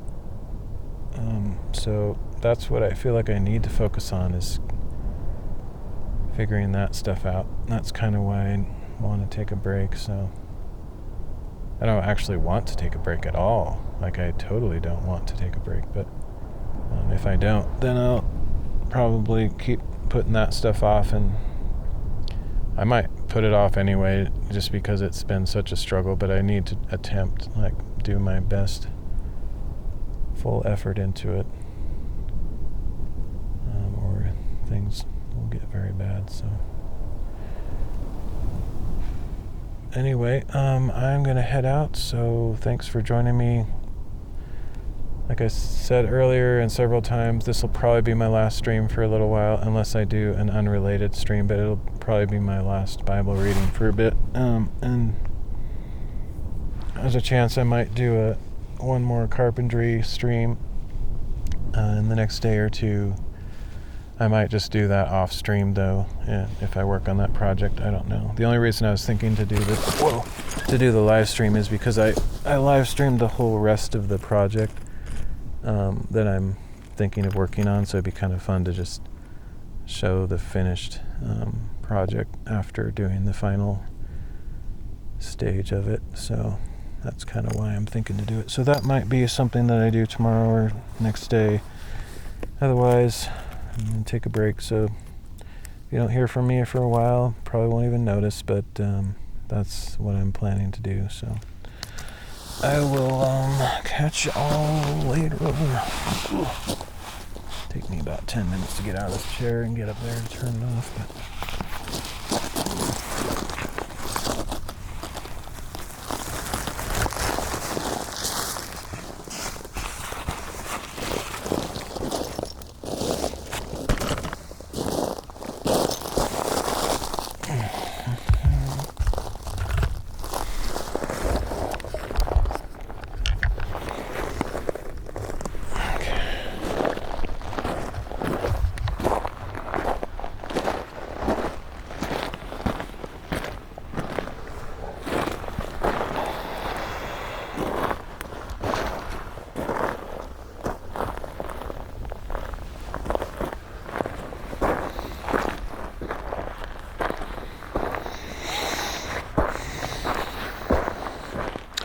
all right, God bless. Don't know what the future holds. This could be my last stream forever. You never know.